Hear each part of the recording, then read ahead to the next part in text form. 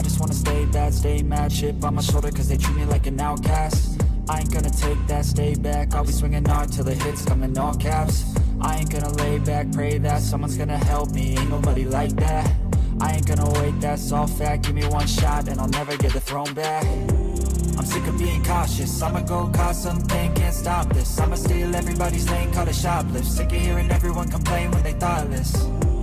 Taste the pain, it's like candy canes. It makes me go change into a better frame, into a better name. Society's insane, we all live for fame, yeah. Cash in the bag, stadium packed. Born a rock star in this life, gon' live it up on the attack. Baby, I'm bad, I just wanna get caught up in this life. I'm crazy, I'm mad, do it no cap. Only got one, so you better go live it up. Cash in the bag, stadium packed. Baby, I'm bad, baby, I'm bad. I got cash in the bag, stadium packed. Born a rock star in this life, gon' live it up on the attack. Baby, I'm bad, I just wanna get caught up in this life. I'm crazy, I'm mad, do it no cap. Only got one, so you better go live it up. Cash in the bag, stadium packed. Baby, I'm bad, baby, I'm bad. Cash in the bag, stadium packed. Born a rock star in this life, gon' live it up on the attack. Baby, I'm bad, I just wanna get caught up in this life. I'm crazy, I'm mad, do it no cap. Only got one, so you better go live it up. Cash in the bag, stadium packed. Baby, I'm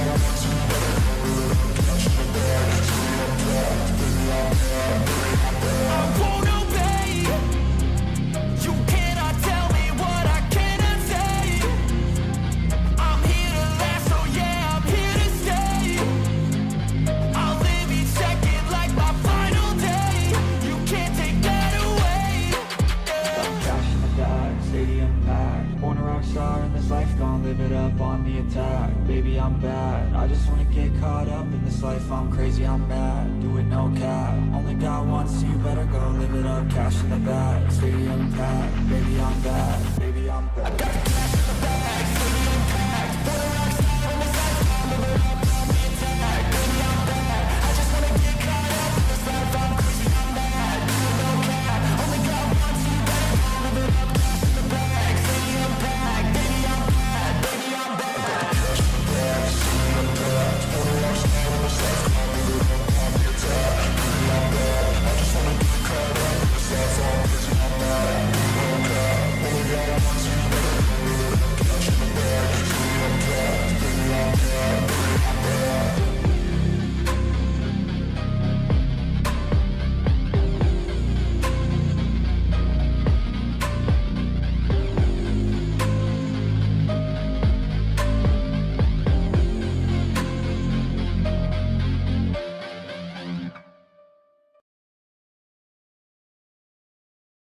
All right, boys, you ready for it? We got 2 IGN reviews this morning. Whatever the fuck this schizo shit is for girls. And we finally have Mouse PI for hire. I love Let's fucking go. It's gonna be a good day. Oh, and I also got Pragmata yesterday as well. So, that unlocks tonight at, I believe, 11 p.m. Central Time. So go get your copy today if you want. You can check out my description in a video I did 2 days ago or yesterday. The review for Pragmata. I got the YouTube shopping code down there. You can go and give me some kickback from it. Don't feel obligated to, but yeah, buddy. Let's get it, boys. I hope everyone's having a great morning. Got a little extra sleep last night. Feel a little energized.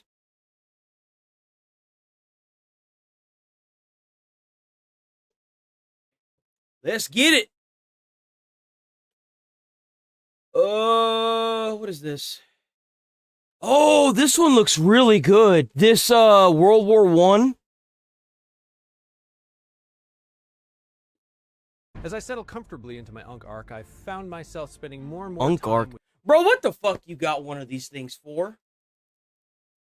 Bro, my mom got me one of these pieces of shit. This thing is garbo. These things are known for catching on fire. Why the hell do you have this thing? with military simulations.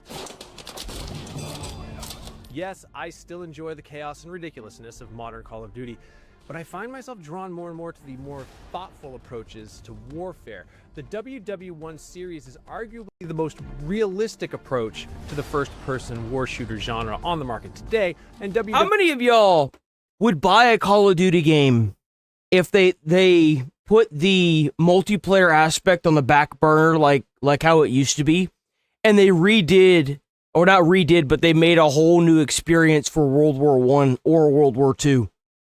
Like the attack on Pearl Harbor, or like the storming D-Day. You know what I'm saying? Like, how many of y'all would buy it? I'd probably be right on board that shit. Oh, how's it going, you boy? W1 Gallipoli coming out sometime this Burgermeister summer is the next entry in that long-range franchise. From my all too brief time with it on the show floor at PAX East, it might be the what's best console or WWE game PC so far. Whoa, what is? I think if you're talking about Pragmata is gonna be on everything. Mouse PI for hire. What is Mouse PI for hire gonna be on? I think that's on everything as well. Yeah. That's also for everything. And then this game, I think, is PC exclusive. If I'm not mistaken, this World War II game is PC exclusive for right now. Oh, how old is this? How long is this? It's 8 minutes. I bet you could ask anyone in the United Damn States. it.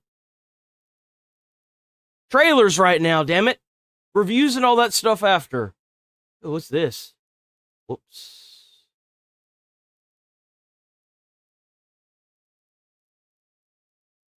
How's it going in the Joymers?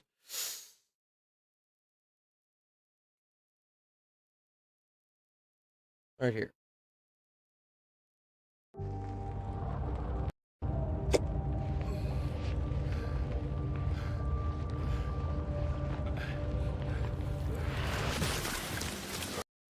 But coming out on PC first. Oh, Windrose. Yeah, I don't think it's on console. I think it's actually already out for PC. What really sucks is that it doesn't play very well on Steam Deck, so I can't even get it for Steam Deck. It sucks that it's... some people online have been able to get it to play for the Steam Deck, but whenever I play a computer game, I like to just lay back in my chair, and I don't like having to hook up everything into the living area. It sucks. And sitting here is fine and all, but my chair in there is way more comfy.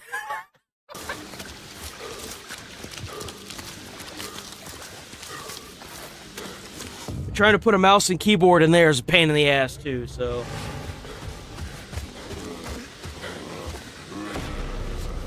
It's a weird game. I'm gonna wait for it to get, you know... more adequate, what the fuck? This looks like, the forest. That's what this looks like. It looks like the forest. Oh, this looks almost identical to the forest.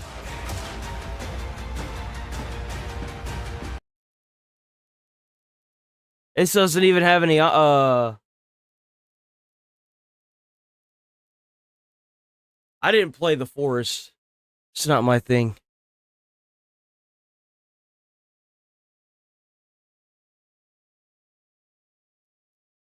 That's later.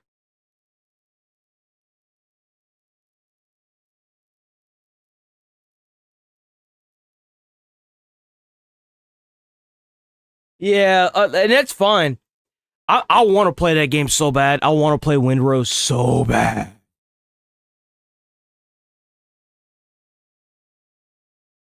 And I do not mind waiting. Oh, here we go. The Earth always looks so blue. Down there, every place has its own kind of color. You know everything about the Earth, don't you? I want to go too. We all know that's not how that shit would look by the time we get to the moon. That shit gonna be gray, and it's gonna be worn out, and it's gonna be dead. I feel so far. You have to help me. You taught me how beautiful Please. There's no time. life is. Oh, morning, Winners. How's it going? How's it going? You're here. It's Bone Anger. The bots, these trees, everything went out of control. As Pragmata, we're equipped with the ability to override a system's programming. You know what's crazy? Is that the idea of using a little girl is not the only time this has come up in pop culture to symbolize an AI or a droid in some way, shape, or form. The original Resident Evils had that for the Allison house. You would see like references to the little girl popping up everywhere, and then she had like that holographic form, if I'm not mistaken. So it's not the first time. It's why it's so shocking to me that a lot of the Karens on the internet are so up in arms against it, and it kind of blows my mind a little bit. And stop Edith together. We'll shut Edith down, and then Epstein we'll head to her. AI. Oh no! We'll get you out of there. Thank you. And so it has begun! Targets identified. Neutralizing threats. Man, I can already feel the copyright. Damn it, I completely fucking spaced out. Damn it!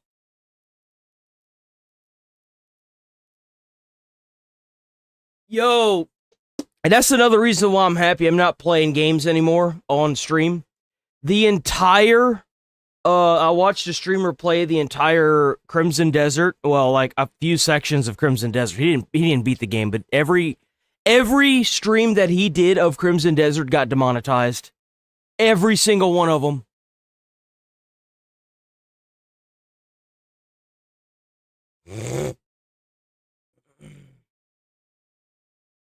And you know what's crazy? The last game I played was Death Stranding 2. Every single one of them demonetized, demonetized, demonetized, demonetized, demonetized. And I'm like, God damn. It took me a total of like 13 hours of waiting and allowing YouTube to edit it in order for it to be monetized. It was ridiculous, bro. And what hurts about it is it's not so much of the, oh, well, I'll watch it and then give the creator money. No, it's the fact that when it becomes demonetized, YouTube doesn't push it in the algorithm at all. So it dies. It just dies, man.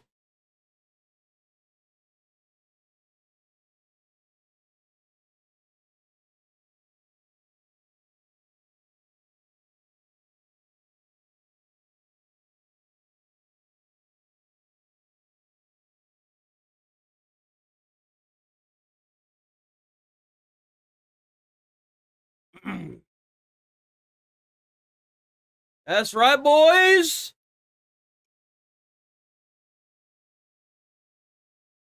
What the fuck is... Dude, what is this? Bro, I found the game...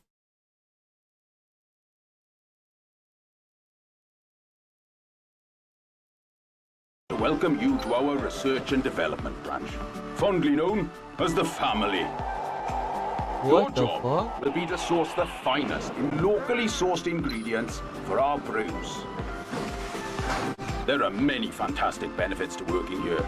We have pet-friendly workspaces, a best-in-class bus-to-work scheme, Oh, it's another, Be a part of our thriving, vibrant company culture. It's another one like, Travel to new, exciting places. Lethal Company. Safe in the knowledge that we always got your back.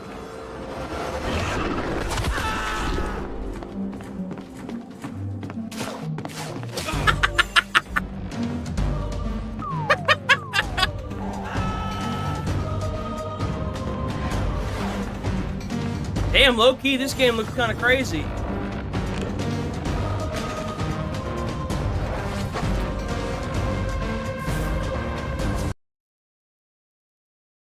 Huh.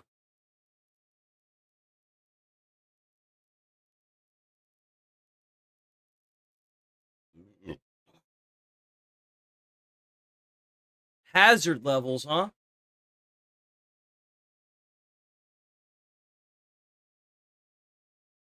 Oh, this is that game that was inspired by Asmongold. Yeah, Asmongold's inspired this game. It's like a MMO roguelike.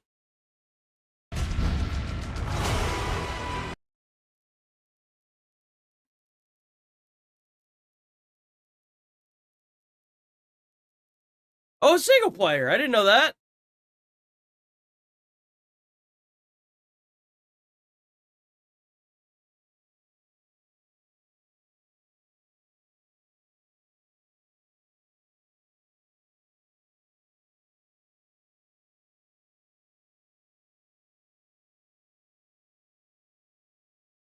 Hmm.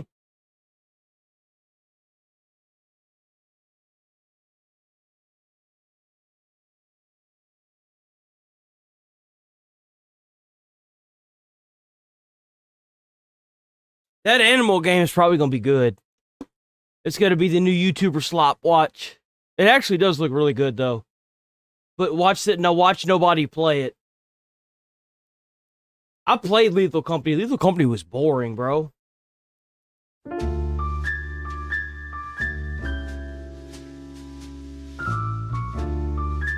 Yo, W Mouse PI for hire. Some falls don't begin in the sky. They begin Willie! in quiet rooms with friendly voices and fondue bottles. Mine started a few weeks back. The sky was just the exit wound. It began with a call. Routine. Familiar. Wanda from the Mouseburg Herald. Usually she swings by the office with a lead. If it pans out, she hears it first. Simple, really. She gets her story, I get a few bucks to stockpile cheese, and for a moment... There is one TV show, and you guys are going to think this is cringy as shit. There's one TV show that'll hit this spot for you if you're looking for a detective-style, superhero-style, like, show. If you can get your hands on it, it's Kamen Rider Double. A lot of y'all don't know what Kamen Rider is, but those of y'all who do, look up Kamen Rider Double.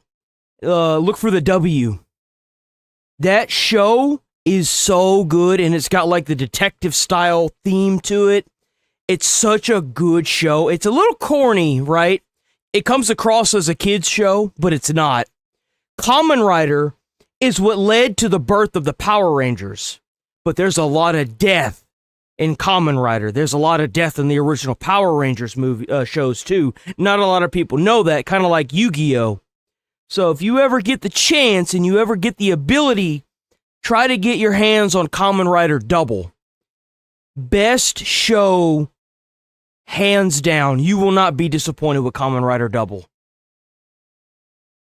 Mouseburg gets to breathe easy.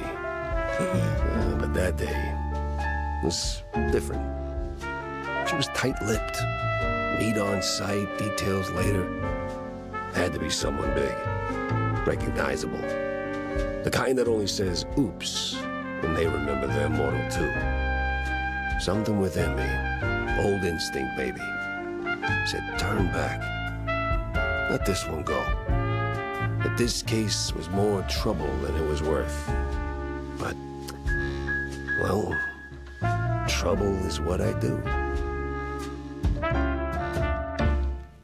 Yo, W Mouse PI for hire.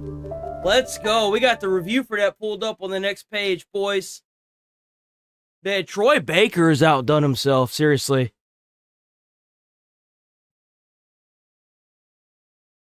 Damn, look at all this stuff. We got a behind the scenes of Phantom Blade Zero as well. Yo, man, I woke up to Christmas this morning. Spaceballs! The new one. Really? Are they making a new Spaceballs? Dude, let's go. Why the hell would you buy a game like Pragmata for the Nintendo Switch? Why? Bro, you might as well just make a bonfire with your Switch. You get more use out of it. What is this? No shot. Did I close one? No, I didn't. Let's finish watching this World War II one. States to name the major powers involved in the Second World War, and they'd easily list off the Axis and Allied powers. If you changed it up, though, to ask about the First World War, plenty of Americans would have a much harder time. Personally, I didn't learn much about World War I in school other than the story that How's it going, James Cook? And saved the day. The reality of World War I is so much more interesting and complex. In short, the entire system of human civilization at the time was completely upended. These weren't just countries fighting other countries. These were empires. No, like they were. See, like a lot of people don't understand this. These were empires that had been bombed into dust, and they had to dig trenches because there was no more cover. But you understand that that's the reason why trench warfare was such a big thing, is because all their buildings had been blown literally into dust, and they had to dig into the ground to get cover. Like that's how brutal this war was. Monarchies at war, ruled by Not a lot of people think of it like that. They're like, oh, it's just trench warfare. Why did they have the trenches? It's because all the buildings were blown the fuck up. And kings. The days of war as a great gentleman's adventure were violently ended as bodies stacked up in the face of new and horrible mechanized ways of killing never before seen. The fallout from World War I, or as it was known then, the Great War, shaped the entirety of the 20th century and still affects us even today. World War II may have been the bloodiest, costliest conflict in the history of humanity, but even that world... This was the most brutal because of all the razor wire, all of the machine guns, the invention of the trench tank. Like, you understand that World War I shaped the world that we know today. It made America the superpower that it is because after World War I, we just started making military weapons and advancing our technology, and we literally never stopped. Contest was the direct result of the events of the First World War. The WW1 game series' commitment to accuracy, while deftly weaving in gameplay elements to make it fun, is one of the things that drew me into WW1 Izanzo, the most recent game in the series. I actually wasn't familiar with it until I got the invitation to check out Gallipoli. I ended up loving it so much, I bought the entire series and expansion content during the spring sale. What up, spring sale? Thanks, Gabe. First thing I noticed... So there's a series to this? So this isn't the only one. WW1 Gallipoli compared to Izanzo is just how much better it looks. Granted, Izanzo is now... Bro, it's so weird. It's so weird to think that a lot of Americans and a lot of other countries in World War I used the revolver because they didn't have to worry about it jamming and all that dirt. That's such a weird thing to think about, isn't it? Because, like, as long as we've been or had people in the military, it's been, the 1911. But, like, they didn't have that then. Well, they did, but not until, like, later. 4-year-old game, but the foreboding cliffs... So, like, a lot more people were able to get their hands on the revolver. ...coast are visually much improved over the previous entries in the series. The trenches scraped into the hardened earth of the peninsula have an unevenness that makes them feel more alive in spite of the horrors of the trench warfare. As someone who dealt with soil in that part of the world during my time in the Air Force, I was really impressed by just how much the graphics mirrored the behavior of the trenches. Flamethrowers? Yeah, flamethrowers were a big... Oh, man. Flamethrowers were a big no-no now. They didn't give a fuck, bro. They just wanted to win. They were willing to do whatever it took to win. If that meant flaming out a bunker, then that's what it took. Like, these people were literally fighting for their fucking lives. They did whatever they had to do. Into that hard ground. I want to reiterate, I experienced it in the most 21st century way. I just love... You see, this is what blows my mind with warfare today. Oh, that's a war crime. Nah, bitch, it's survival. Why do you think we made the bombs? Why do you think we made nukes, man? We had to vaporize the other race of people before they did it to us. We fought for survival in a war. You kidding me? Diesel-powered equipment. What is I can't this even shit? imagine digging those trenches by hand. The battlefield itself is recreated using Top of the morning, humans! Another modern technique that ensures Love it. accuracy Yosan. in every crag and nook along the coast. If you've played as Onzo, you know that sometimes the terrain has a decidedly textured polygon look, but that was largely absent from my experience with Gallipoli. There are also new classes available in WW1 Gallipoli. I've heard horror stories from them using napalm, though. That was one of the things we covered in my EMT. They talked about, like, stories of hearing from soldiers of, like, I don't know how, I don't think I should talk about it. I think it's too graphic. I think that's a community guideline strike. If anything, I shouldn't talk about that, but let's just say that it would be like if you picked up chicken and you squeezed the chicken in order to, like, drag someone across the dirt. That's how their legs would react. Ammo bearer, bomber. Got to be heavy vague about that one. machine gunner, and It would stretcher just fall off the bone. bearer. I played in the light machine gunner class, which developer Black Mill Games describes as similar to Yes, assault. sir. Hope all is well with you. Ammo bearer and Oh, you said stretcher that bearer are wrong. support roles and can be set up Yeah, differently. yeah. I gotta be careful how graphic I am with that one. That one's definitely a problematic one to talk about. How you like to play. There's a reason why napalm is so bad to use, because you don't have to worry about it necessarily killing you. It's the after effects that are just awful. Well, the stretcher bearer lets you either heal teammates from your backpack, or you can choose faster heal speeds and additional medic crates to help your down squad mates in the action.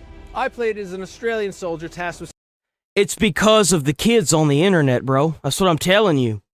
You generate this online ID, you're gonna see a lot of content creators going back to saying some brutal shit online. Promise you. These damn kids. storming the beaches to take control of the battlefield. And you know what sucks is that a lot of them already know about this kind of shit. But for whatever reason, we gotta act like they don't. Bro, you sending a kid to public school, I guarantee you whatever I'm gonna say is gonna be anything as bad as what they're gonna be saying. Again, the game Promise does not you. shy away from putting you into the thick Bullshit. of the authentic WW1 experience. Whereas D-Day's first charges launched out of mechanized landing craft, the start of the campaign I played at PAX East had the Aussies rowing into shore. Yes, rowboats. One of the funniest things about playing at the convention was how many people stopped in their tracks as they passed the WW1 Gallipoli booth to remark incredulously on rowing into a wasp hive of machine gun fire. Yo, that's what I'm talking about. That's what the fuck I'm talking about. We need more games like this, man. I want to see more games like the beaches of Normandy, bro. That's what the fuck we need. I want to see that kind of shit. That's what I want. Needless to say, I did not make it to shore with the rest of my company, but I was able to stand on the beach. He died. Bro, it's the worst if you play like Call of Duty World at War and you're storming the beaches of Normandy and you put that bitch in the hardest difficulty, bro. You can't even get out of the boat. I remember the first 10 minutes of me just standing up out of the animation, I just immediately dropped dead. And I'm like, God damn, this sucks.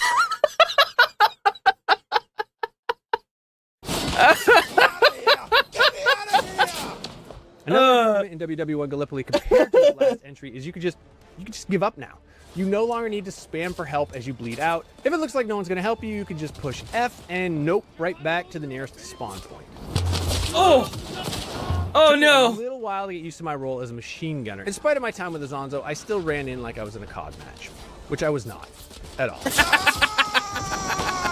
The commitment to realism means more than just everything looks the part, because everything acts the part too. For example, hip firing a WW1 era machine gun, yeah, good luck with that. It's impossible to aim, flinging the barrel up randomly in a way that's impossible to compensate for. For me to lay down... You know why that is? That's because you got a character that's untrained, and he's a pussy. That's why. He's a pussy. That's why. You gotta get somebody up in there like, what's his face from The Predator? The sexual Tyrannosaurus, what's his name? I can't never think of his name, like the actual character name. Fire meant I either had to crouch or lay prone, then set What is my the machine name gun of the up guy on that its calls bipod. himself a sexual But once I did, Tyrannosaurus oh in the, baby, Predator movie? did that feel good. You gain experience from laying down suppressive fire, so even during times when I wasn't close enough Cooper. to any of the enemy to Blaine Cooper.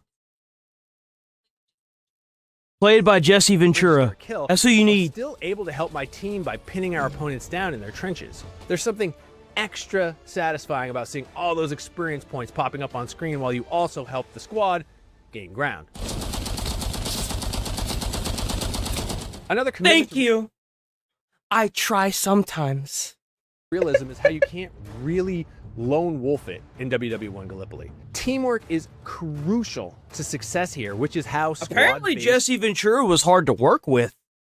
Or one of the cast was hard to work with, from what I understand. first-person shooters should be. in my Was opinion. there any Who am I, actor though? on the Just set one of guy. Predator that Do you know was how hard many to work with? team-based COD matches I've played where 90% of the team is running around like it's team deathmatch? Do you know how often I've unmuted my mic to remind people to capture the objective? It's gotta be in the thousands, maybe billions. However, my time with Azonzo bodes well for my future time with Gallipoli, as the players drawn to this type of game do the Holy craziest shit. thing. So Sonny Landham, who played Billy, was notoriously difficult, requiring the studio to hire bodyguards to protect the crew from his volatile behavior, sorry. Apparently, Jean-Claude Van Damme was fired early on for being a relentless complainer, refusing to stop trying to kickbox and hating the original uncomfortable costume design. That's crazy. So apparently, Jean-Claude Van Damme, if he hadn't been such a little bitch about it, would have been part of the Predator movie. That's crazy. Holy shit. They actually work together towards capturing or defending the battlefield. A friend of mine described the WW1 series as digital World War I LARPing, and you know what? Yeah. In the excitement, I found myself yelling, "On to the next, chaps!" in spite of several things. First of all, no one was around who could hear me other than the Blackmill Games CEO. I don't think there were any actual players in my match, just bots. And also, I was playing an Aussie, not a stiff-lipped Tommy from the British Isles. My time with WW1 Gallipoli was not nearly enough, but I'm happy to say we did capture the full battlefield and won the match. Afterwards, I was shown one of the cool little touches in Gallipoli's improvised grenades. The real things were made from tin cans stuffed with gunpowder and a fuse. In the game, each homemade hand grenade, has a different, entirely fictional label on it. It's just Bro, it's a can. Yeah, of course. That's what they did back then, man. They did whatever they could to live. Can grenade has a different, entirely fictional label on it. It's just another one of those little touches, and I'm looking forward to the opportunity to fling explosive tins of haggis at my foes this summer when WW1 Gallipoli officially releases. Yo, W. That's a damn good start, bro. Hell yeah. All right. Phantom Blade Zero. So if you don't know what the mojo behind this one is, it's a Souls-like, but every time you die, you have a certain amount of days in which to beat the game. And every time you die, that's 24 hours gone. I'm not gonna lie, I'm probably not gonna play this game. I don't like that. I don't like that at all. The fact that you have a certain amount of days in which to beat the game, and every time you die, that is a one less day where you're going to be forced to restart the entire game. I don't think that's a good mechanic. I don't think that's a good mechanic at all. Though the enemies don't respawn, but it doesn't matter if the entire game respawns. No, that's not okay. 比如说我们说的这个舞狮，咱们去年也一起去深圳去拜访了这舞狮大师，当然只是一个模糊的一个理念。 I like the idea and the look of the game, though. 就真的把它做到战斗里面去了。 That's so cool, dude. I love this 舞 culture. 狮的动作，似像非像的神情。 I would love to visit. I think this is Japan. I don't want to be an ass. I don't want to sound like an ass. I think this is Japan. I would love to actually attend Japan, like a festival like this. 不能够完全把它就做成一个4条腿的狮子，因为它下面是2个人，它就同时拥有了远程的大型的怪物、大型 BOSS 的一种战斗的风格。但是 Have you never played a Souls-like before? That's all Souls-likes, man. Souls-likes are really good. The trick is whenever you get enough that you can level, just go and level. You also get a lot of inventory items that give you a little extra souls that, you know, help you get past that, like, that cusp so that way you can level. 近距离的时候，它又体现出人形 BOSS 的一个风格，比如说前面那个人就会 Oh, 飞起来 Beastie! 用 How's 两 it 条 going, 腿踢 Beastie? 那么这些东西结合起来，就会发现出现了一种在整个的动作游戏领域都有点耳目一新的一种体验。然后还有一个就是包括我们这次 TGA 大家非常喜欢的，我们里面有一个角色是 What's nice about Souls-like is that it's probably the only games out there that will allow you to feel overpowered. Every other game is designed for it to be a balanced experience, which is just fucking annoying. Souls-likes, you can get a really badass big sword and then level your character and just become insanely overpowered. And that's what I love about Souls-likes. 醉酒剑法。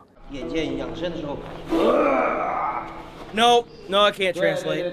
那么醉拳这个元素呢，其实在过去的武侠片里、功夫片里，其实我们是见过很多的，其实是一种标志性的一种浪漫情怀的中 So that's the person I gotta find and slap if I don't like that boss, okay. 国武打文化 See, I like this mocap stuff. 那么我 I 们 could put a face behind the annoyance. 做了一个这样的 boss， 他就是能够不断的通过喝酒来积攒他的某个能量，醉了以后呢，他的身法也比较飘忽不定，他的攻击也比较飘忽不定，他的剑会从各种意想不到的方向打过来。That enemy 更 just 加 looks so 巧妙的 annoying. 就是说，我们如果击败了这个 boss， 我们还可以获得他的使出最剑的能力。那么玩家也可以在极限的时候进行各种非常灵活的躲闪，之后进行反击，而一切看起来好像都是东倒西歪的那种醉醺醺的，但却形成了一种又醉又优雅的一种战斗的风格。好像你在重新创造。Oh, so you could like take that ability to get drunk and become erratic. Huh. 游戏，重新创造所有的动作游戏的模板。而这些模板一创造出来，大家看哇，一点都不突兀，一点都不觉得违和。因为这些东西、这些动作都是已经深入我们骨髓里面的一种浪漫情怀。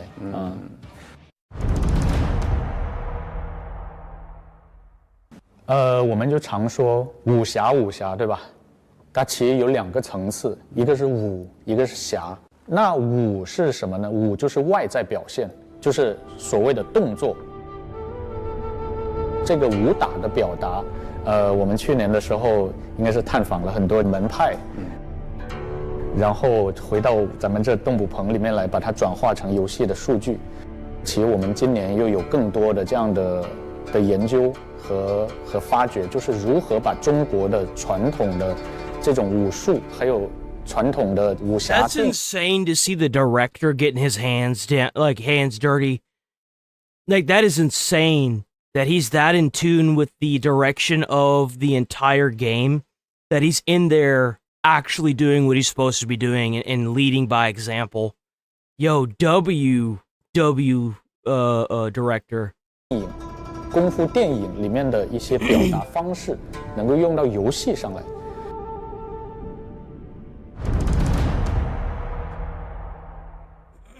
我们刚刚说的是武的层面，那么武侠，其实侠的层面当然是更重要的。武是外显，那么侠是内在。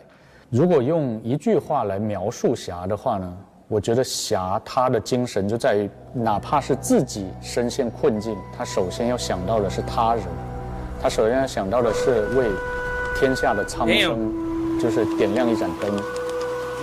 去年的时候我们说过，就是主角说寻找我的心，它有两层含义。第一个，他物理上他的心受伤了。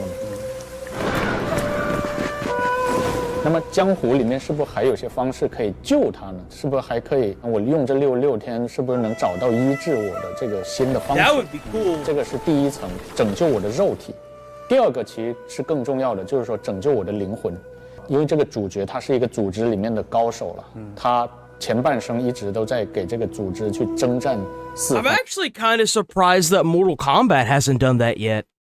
They could have Jet Li, Jackie Chan, Jean-Claude Van Damme, Chuck Norris, Bruce Lee. I'm kind of surprised that Mortal Kombat hasn't done that yet, honestly. 这里 If 面就会有 anyone's 个 gonna do it and pull it off and do justice for it, I feel like it'd be a Mortal Kombat game. 命题，就是说之前那样是活了很长的时间，但是之前那样算不算真正的活着？因为你是作为一个工具，你是作为一个组织去征战四方的一个棋子，你要杀谁，你要救谁，可能并不是由你自己来决定的。那么在最后的66天，他就想自己真正的活一次，自己真正的活66天，要自己践行自己心中的侠义之道。因为侠它实际上就代表什么？它代表的是平民中涌现出来的英雄，草根精神的英雄。Please, take it.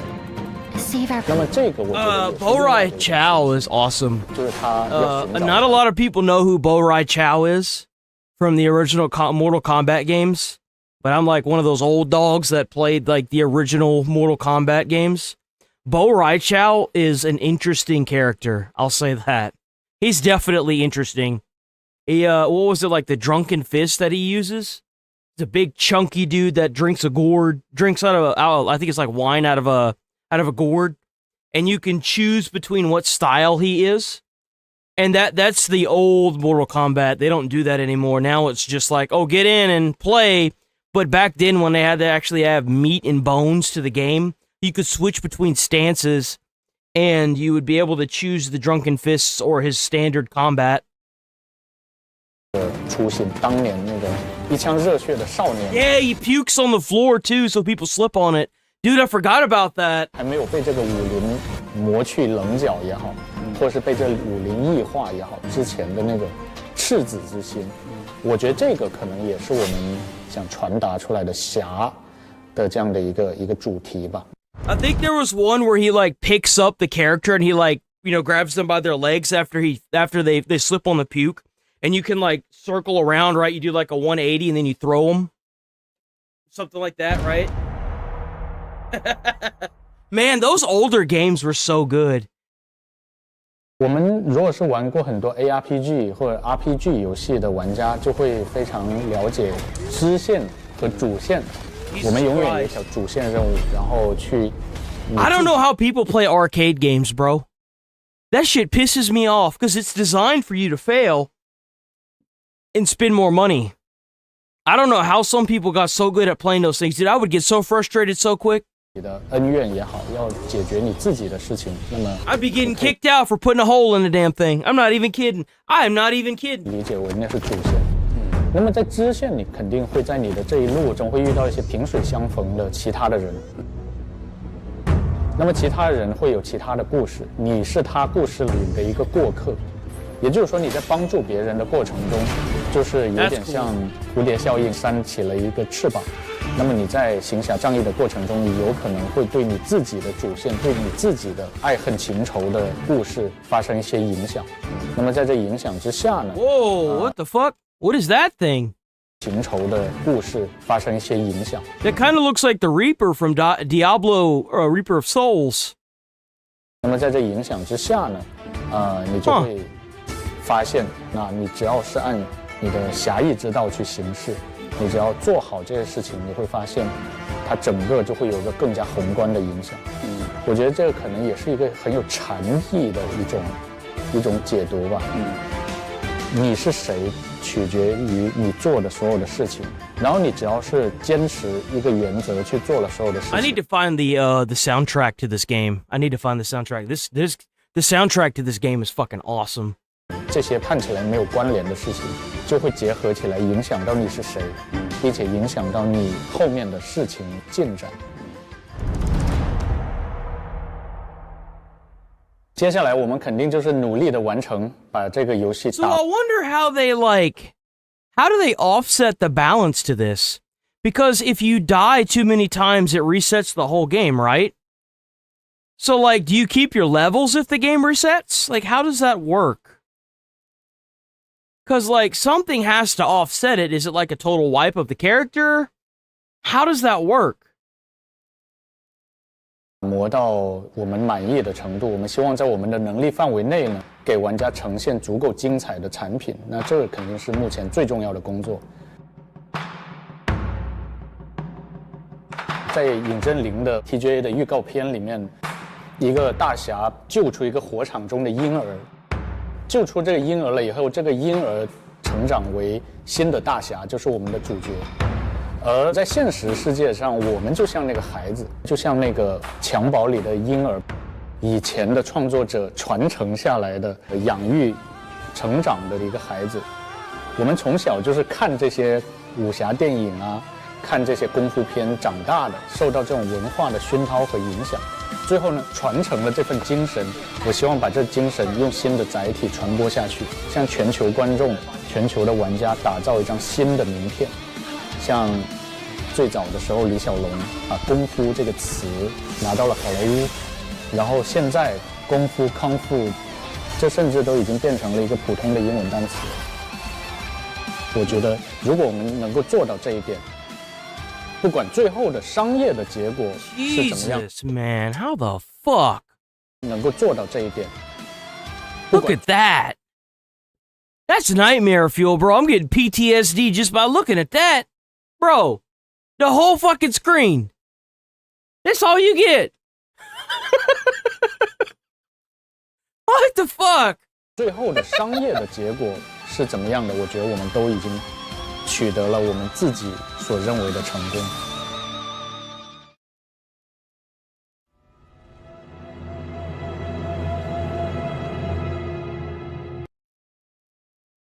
That it? That's it. That's it right there, boy. There we go. We got the mouse PI review, boys. Let's go. There will most likely be a link in the description of this video as well to get your copy of the game and give me some of that little kickback that I get for that. W viewers, by the way. W viewers. I'll take all kinds. I'm gonna play the shit out of this game when it comes out. I gotta get through Pragmata first. Then I'm gonna play the shit out of this game. I'll play this game like crazy. It's supposed to be like a Doom-style game, by the way. If y'all are wondering what the heck's going on with it, it's supposed to be a Doom-style game. The hard-boiled detective, the seedy crime story, neo-noir, classic pulp, you name it, I'm buying. Okay. So when Mouse PI for Hire sauntered onto my screen the way Ilsa walks into Rick's in Casablanca, I was pretty excited about it. But noir isn't just an aesthetic to be thrown on like an old coat as you're leaving your office at the behest of a leggy blonde. While Mouse PI for Hire clearly understands the style and tropes of classic noir films and novels, as well as 1930s cartoons. What y'all think the score is gonna be for this? What y'all think the score gonna be for this?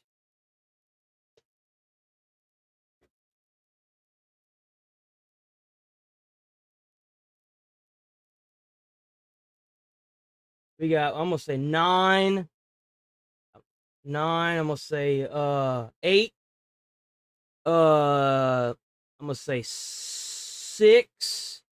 I'm gonna say 4. 4. There we go. What y'all think? I think it's gonna be an 8. I think they're gonna try and go an 8. I think it's gonna be an 8. They're gonna try and stay in that new middle ground that they made now. Let's see. Say if you think it's 7, just do 6. Just do the closest one. Like round down if you think they're gonna low it, do it at a low thing. So how's it going, Dr. Luke the Goat? Damn, a lot of y'all saying 6. Whew, it should be at an 8, but we all know what IGN's gonna do. I ain't even gotta say it, boy. Mm-hmm.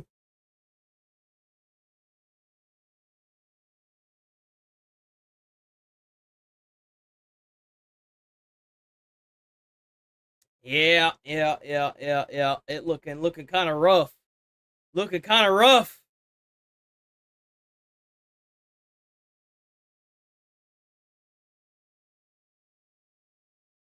Damn. Damn.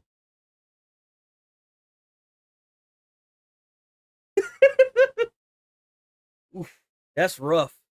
We ain't got to keep going with the poll. I think that's good enough. I think we all know what they're going to do. 6? Y'all say 6? All right, I'll go with 6. More broadly, So, it doesn't 6, seem to get 7, why those round things 6, are 7. there, or how they're used Ha, to get tell it, 6, compelling 7. stories. By fusing a hard-boiled detective mystery with a fast, retro-styled FPS, developer Fumi Games has made a shooter that is thematically incoherent, with the apparent aspirations of its story contradicted at every point by the actual action. Of all the Steam libraries and all the PCs and all the world, One of the reasons why I did 8 is because I noticed since the start of this year, last year, their go-to was 7 when they didn't know and they wanted to play it safe. I think this year they raised it by 1, so it's 8 now. That's why I said 8. But we'll see. I think it might be low. Mouse PI for Hire walked into mine, and I wish I liked it more than I do. It's over. You got nowhere left to run. I run toward the dream! A bright future ruled by big mice! Mouse follows Jack Pepper, a private eye in a world where everyone is a mouse, after Wanda Fuller from the Mouseburg Herald. W. Troy Baker, dude. W. Troy Baker. I'm on the case of a missing Another magician. banger. I can give you more than a crumb, Jack. I can give you a magician. As you'd expect, that spirals into a much bigger conspiracy that includes an attempt on a mayoral candidate's life and racially motivated mouse-on-mouse violence as bigger mice oppress the smaller shrews. My buddy got nabbed for just being a shrew! Same as it ever was, even in Mouseburg, and the requisite twists and turns you'd expect from any good detective story make this tale solid enough. I was in too deep. Way deeper than I signed up for. I can already feel the message seeping through from the Karens on the internet. There's not enough diversity! This shows racism! What bothers me, however, is how overly referential so much of it is. The world is full of mice, so everything is about cheese. Everything. A bad guy? He's a cheese-legger. These cheese-leggers in on the shrew I love magic. it. Run into a lady mouse with a sultry voice? It'll be described as Gorgonzola picante slapped on a mozzarella platter. someone need to assure you they're telling the truth. Swear on my mama's cottage curds! This is charming initially, then it never stops. Everything is a reference to the fact that everyone is a mouse and mice like cheese, and when it's not, instead it'll be a reference to an old cartoon, or the fact that this is a video game. When you jump, just act like you didn't. I should have probably guessed the former when one of the first things I saw was a steamboat named Willie, but at least that and the reference-heavy power-ups are cute. Hey! Constant callbacks to classic films or other video games? Not so much. That's just like Doom. I bet this has a bunch of Easter egg and hidden areas just like Doom does. It doesn't end there. A boss fight in the sewers? It's a literal alligator because of course it is. If you're looking for the cheese-liking foreman, Jack will quip that he doesn't look like much of a boss. More like a mini-boss. And then laugh at his own joke. The voice actors, led by Troy Baker, do an admirable job with what they have, but nothing in Mouseburg is allowed to just Here we go. Here we go. be. It has to be a mouse reference, or a literally cheesy one-liner, Cheddar. What's wrong with Gouda? No good if you broke, Jack. or a reference to something else. Ticket seller. I'm going on a perilous journey, so I need your strongest tickets. It's hard to care about anything in Mouse PI for Hire because it never stops making No, it's because you're dead inside, man. That's why. It's because you're dead inside. Is your job really that bad that you can't just have a little fun playing a game, bro? See, like, this is what I was always scared of whenever I was doing, like, YouTube and like, doing the game stuff. Whenever it starts feeling like a job and less like you're having fun, like, bro, you need to go on and take a vacation, bro. jokes about everything. Here's Jacko. It just wants to remind you of other better things. Surely that's They enough, just can't enjoy anything, dude. right? Time to find someone higher up and squeeze until they Let's go, Alex. At least the shooting is better. This is the latest in a wave of boomer shooters inspired by old school FPSs like Doom or Quake, and it's a decent one at that. You start with a pistol in Jack's fists, but you'll soon acquire a shotgun, dynamite, a James gun, which is just a Tommy gun, and more unique stuff like the Devarnisher, which shoots what looks like Elmer's glue that melts the flesh from your enemy's bones, leaving only a skeleton.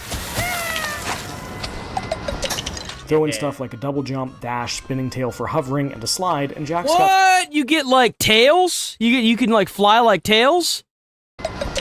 Throw in stuff like a double jump, dash, spinning tail for hovering, and a slide. So this is like Doom Eternal. This is a lot like Doom Eternal, where you get more and more upgrades through the majority of the game. That's really cool. I Jack's love that got some idea. stylish moves when the bad guys show up. This ain't Quake, but it does feel good. It doesn't hurt that all of it, from reload animations to random conversations, is rendered in an absolutely gorgeous black and white mix of sprite work and 3D models. The world building may be thin, but Mouse PI for Hire is still dressed to the nines. Even here, though, I have issues. Weapons can feel weak, especially the shotgun. It's got the audio kick of a pop gun, and there's a strange disconnect to seeing something that sounds like a kid's toy. It's like Doom, bro.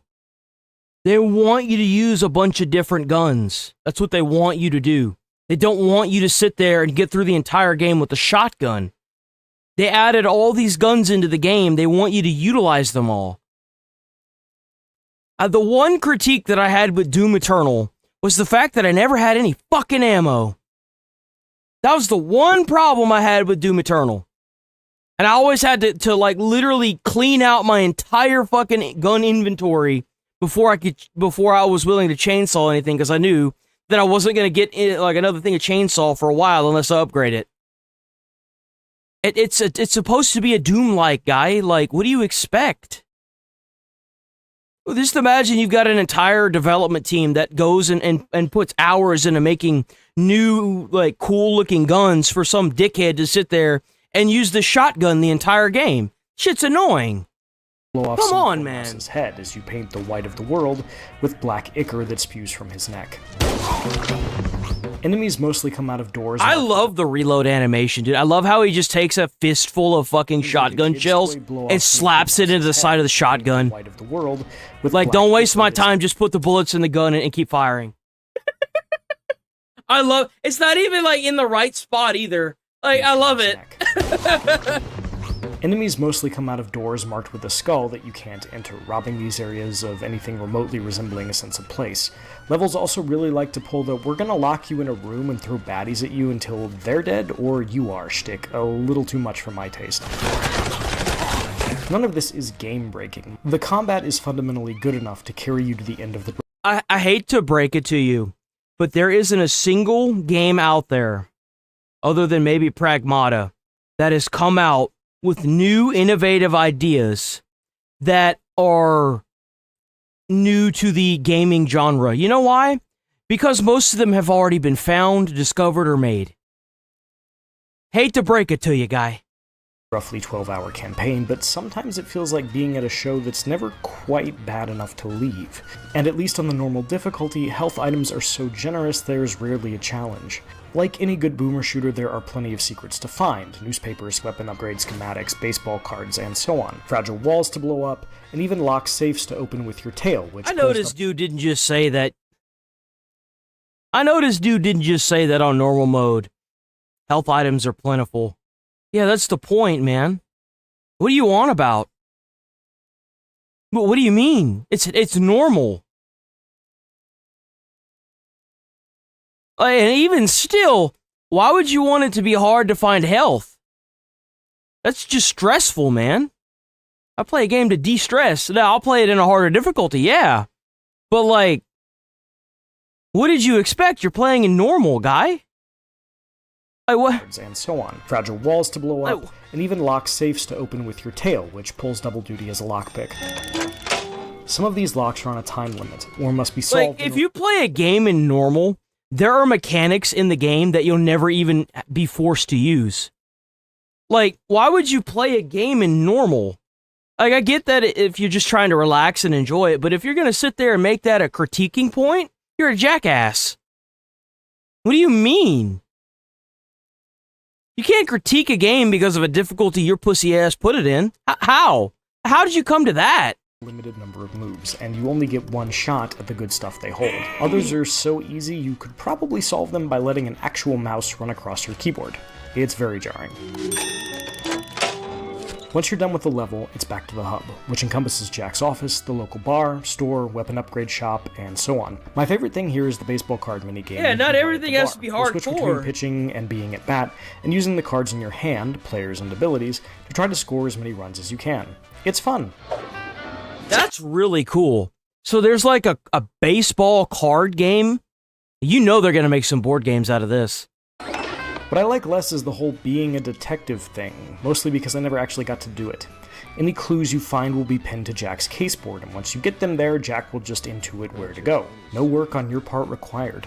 What's the point of being a gumshoe if all the answers are handed right to me? Better check it out. It began with a call. It looks like it's just a way to progress the story. I mean, that's what it looks like. It doesn't look like you're supposed to sit there and try to like, oh, well, this is connected to that and that is connected to this. Dude, that shit's annoying. That's like inventory management. It's fun at first, but then it's just super stupid and annoying. Routine. Familiar. That brings me to one of my major problems with Mouse PI for Hire. Look, I hate to be that guy who brings up ludonarrative dissonance in a video game review in the year of our Lord 2026, and if you're rolling your eyes right now, I can't blame you, but it's an actual issue here. Jack Pepper is a PI who kills more people in a single mission than Philip Marlowe has in every book Raymond Chandler ever wrote combined. I don't care how corrupt the cops are. A private detective can't break into a police station and slaughter them en masse and then go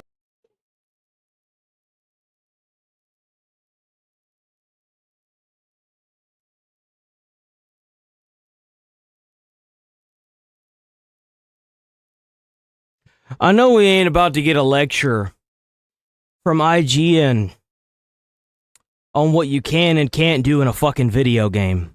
I know that shit ain't happening to me right now. I know that ain't just happened to me.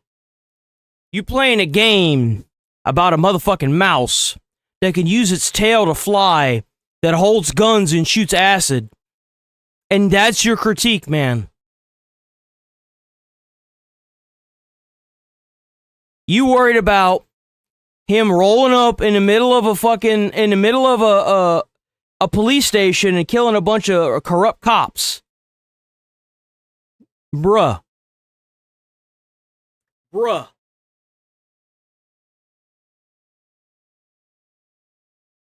And they want to say we's the one lost in the sauce? about his day. In one particularly nonsensical scenario, Jack inadvertently burns down an opera house to save a guy running for mayor, and he ends up fighting an opera singer and shoots her. Is she dead? Did I just kill an actress for being angry I burned down her workplace? If I didn't, have I left her alive and unconscious inside a burning building? Well, Billy still did get blown to Kingdom Come. Mouse shouldn't have done it. Seems to me like she was attacking you. Well, if you feel so strongly about it, then why didn't you let her kill you? I mean, obviously you have a problem with it, so why didn't you let her kill you? Why'd you shoot her? I mean, you chose to shoot her.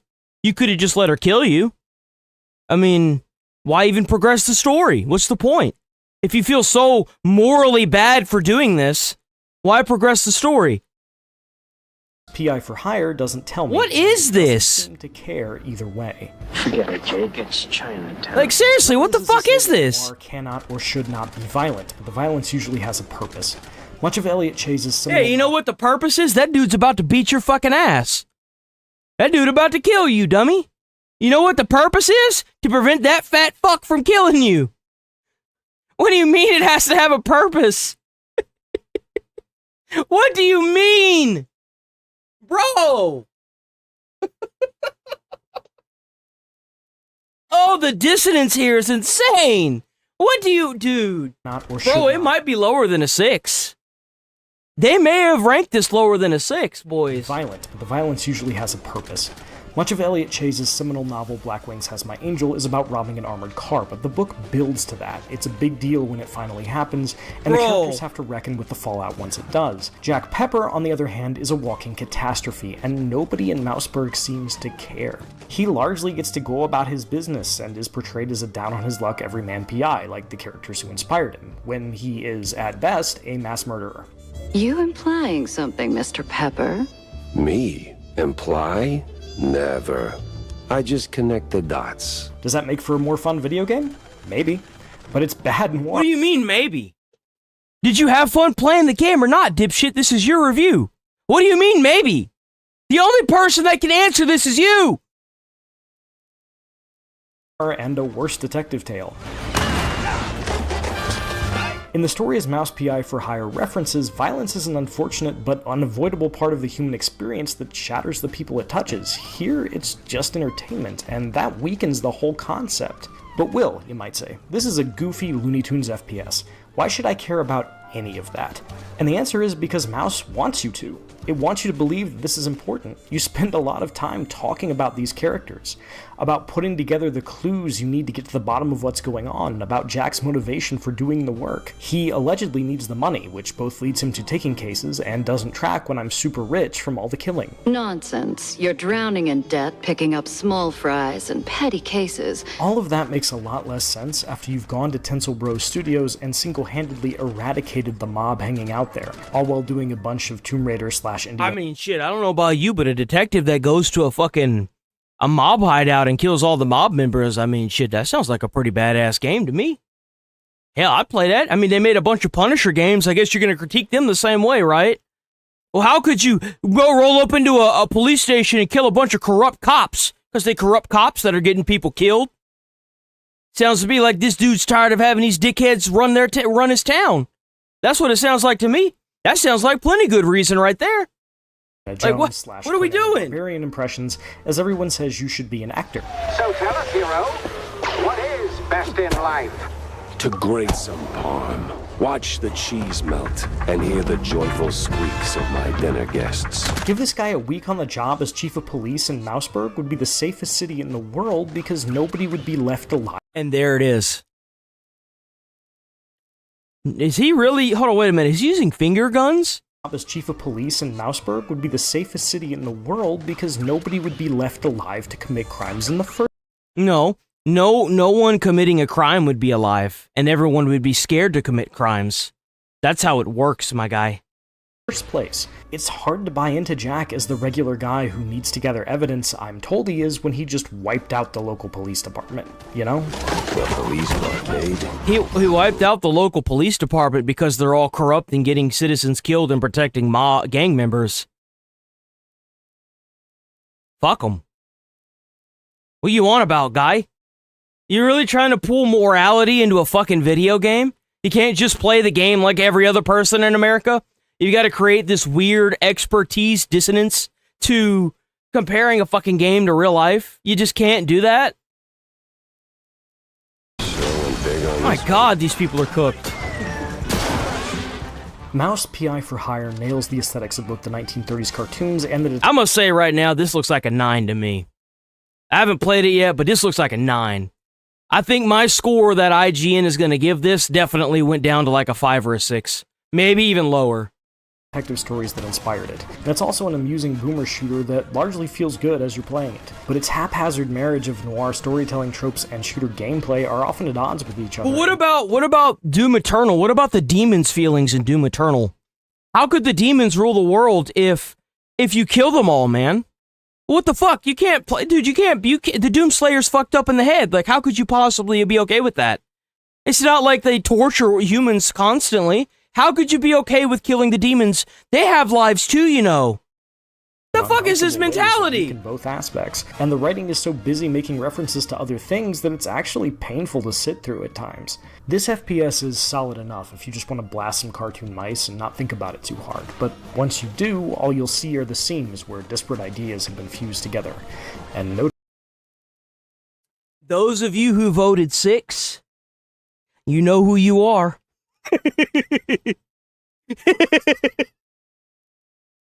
Can I just think of that moldy cheese?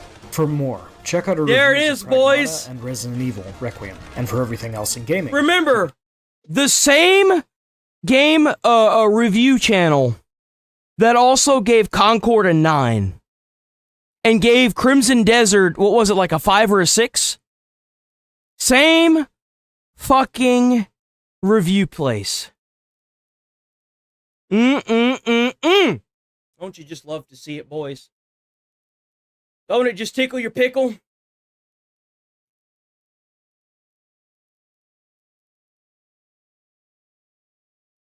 All right.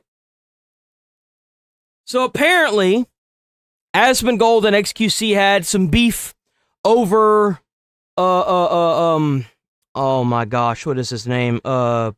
Saikuno, the player of all time.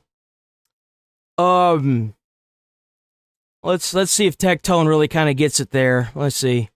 All right, Tectone, you got the floor. Two people who I actually like quite a bit. Obviously, I love Tectone, XQC, and Asmongold.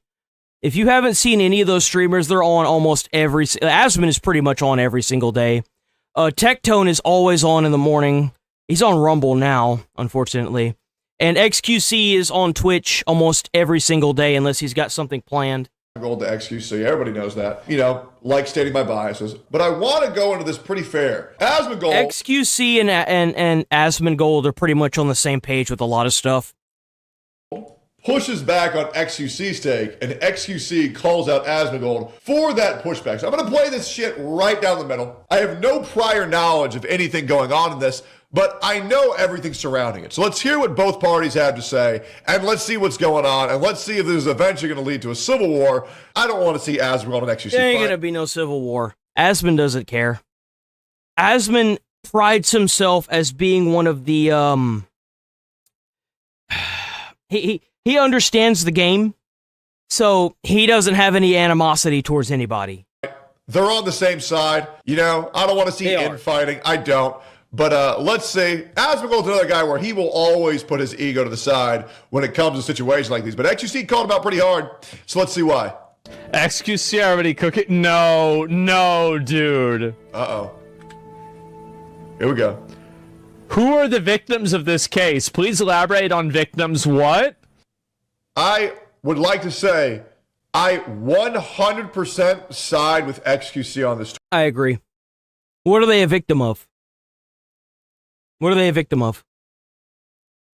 You can't just throw the word victim around and expect people not to have like, by the way, the backlash towards this entire thing has been completely, like, insane towards these women that have come forward. And it's rightfully so. When you try to spin something in a false light using a stupid biased narrative, and the backlash is so big that it completely destroys your reputation because you're a jackass, that's what you get. That's what you get. Sweet. Incredibly based, incredibly factual, incredibly true. Pokimane made the comment, I just hope all the victims can find their peace. Who are the victims, right? Because the only victim for this entire thing is the girlfriend that was cheated on. That was the only victim. Oh, but they were lied to and da-da-da-da-da. But they still made the choice to open up their legs as an adult. Not as a child, as a full-grown adult. They chose to do that. I can't stand this bullshit that they're trying to spin where you've got a grown-ass adult that consents to this. And then now that the dust is settled, they all of a sudden magically no longer want to imply they had consent. No, fuck that. That's a dangerous precedence to put forward. That is dangerous. And you absolutely have to disenfranchise and destroy this mentality. In my opinion, would either one, just be Saikuno's girlfriend. That's right, karma's a bitch. But two, another scenario, Saikuno. So are you saying you feel bad for Saikuno, or who are the victims? Because as far as I'm concerned, you've condemned Saikuno. So it sounds to me like you're just doing the old PR pokey and just saying what people want to hear. And I kind of feel like he's right to an extent. I feel like Saikuno is a little bit of a victim here too. Like a lot of these women wouldn't have done this if it was somebody that looked like Asmongold or Tectone or me even. Like they wouldn't have done this with anybody that didn't look like Saikuno. So like they obviously to an extent abused him as well. Like it's obvious. You know, the fact that you want to sit like even after all the dust settled, these dumbasses are even still saying that they would have like talked to him after all of this, and that they just couldn't forgive him for what he did to his girlfriend. And it's like, that's because you want that money and you want him. That's what this all boils down to. Like, even that girl that we were reacted to with the original post that had been done, that's what it all boils down to. They're mad they can't have him. The only victim is his girlfriend. I have a hot take, and I'll stand by this. I think Saikuno's a bigger victim than his girlfriend. Saikuno's girlfriend got cheated on. Okay, move on. Saikuno is going to be known as a rape predator pedophile for the rest of his life. That's infinitely worse. As a man who has been cheated on, and as a man who has been falsely accused of crimes, I would much rather get cheated on again than to ever be falsely accused ever again. Yeah, exactly. And that's honestly the truth. And the difference is, I did nothing to deserve it. If you want to argue about the vocabulary, I mean, again, I think that categorically victim is the right word to use, but they're not victims of a crime. And also, somebody says in chat, the biggest victim of all of this is his girlfriend. No. I disagree heavily. These other girls aren't victims. I do think that it's weird. I think that it's weird that this guy was able to get off stream every single day and immediately get on a game and talk to these girls. Where was his girlfriend at? What was she doing? Supposedly they lived in the same house, yet they never did anything together? How, like, that's what's confusing to me about this. How is it that you lived in the same house, yet you had all that time to be in a different room after streaming, and you had all that time to sit there every day after stream to talk to these girls, these women? How? I don't get it. Victims, they're not. As well as the biggest victim in all of this is actually Sykkuno. Yeah, the chick got cheated on, but Sykkuno is going to be labeled a predator, rapist, pedophile for the rest of this too. The girlfriend's kind of an idiot. How in the are you so lackadaisical in a relationship for 6 years? Like, once again, like 6 years, man. 6 years. I got cheated on. I'm retarded for getting cheated on too. I should have seen it coming a mile away. I was warned by all of my chat that it was happening too, and I didn't listen. But like, aren't you gonna why are you staying with a guy? You know, no hate. But like, why are you staying? Usually, if you have a feeling that you're being cheated on, 9 times out of 10, you're right. It's a gut feeling.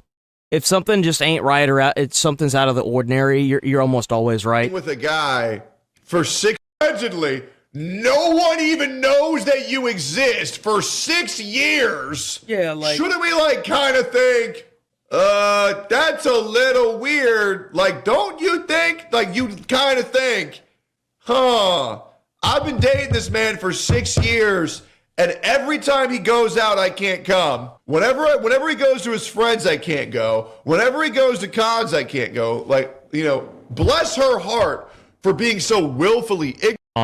It's the same perspective that I had. Like, he thinks the same way about it as I see Predator. So if he sees victim that way, that's fine.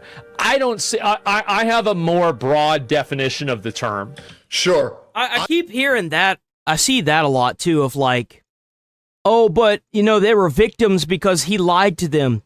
But it doesn't matter because they still open their legs prior to any actual relationship engagement. And then they're sitting there saying, well, I don't do this unless I'm in a relationship with somebody. Well, obviously not, because you did it. Obviously not. I mean, I don't understand that mentality. And I've heard this around before of like, well, I don't do this without being in a relationship, or I never sleep around on the first date. And it's like, well, obviously you do. I mean, hello? What is this bullshit? I can understand if you want to argue semantics. I can understand if you want to argue definitionally. But Asmongold, I think you know that if someone is called a predator, if someone is called a victim, entirely what that means on the internet. And that's why you need to be careful. Yeah, that's why they're doing it. They're trying to discredit him. They're trying to push this misinformation as vaguely as possible so that way people can come up with their own interpretations of what Sykkuno is. That's absolutely what they're doing. When using these terms on the internet, because everybody... Like Nazis. We saw how that turned out.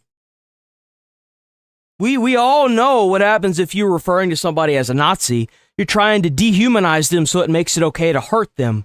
That's never okay. Knows what they think it means, and people think that if someone's called a victim, they immediately think victim of a crime. When somebody says predator, they either think rapist or pedophile. Everybody knows this. Reach out to him. I don't, but I'll Jack, but XQC is a different breed where absolutely do not right word to use, but they're not victims of a crime. And also, somebody says in chat, the biggest victim of all of this is his girlfriend. She is the biggest victim of all of it.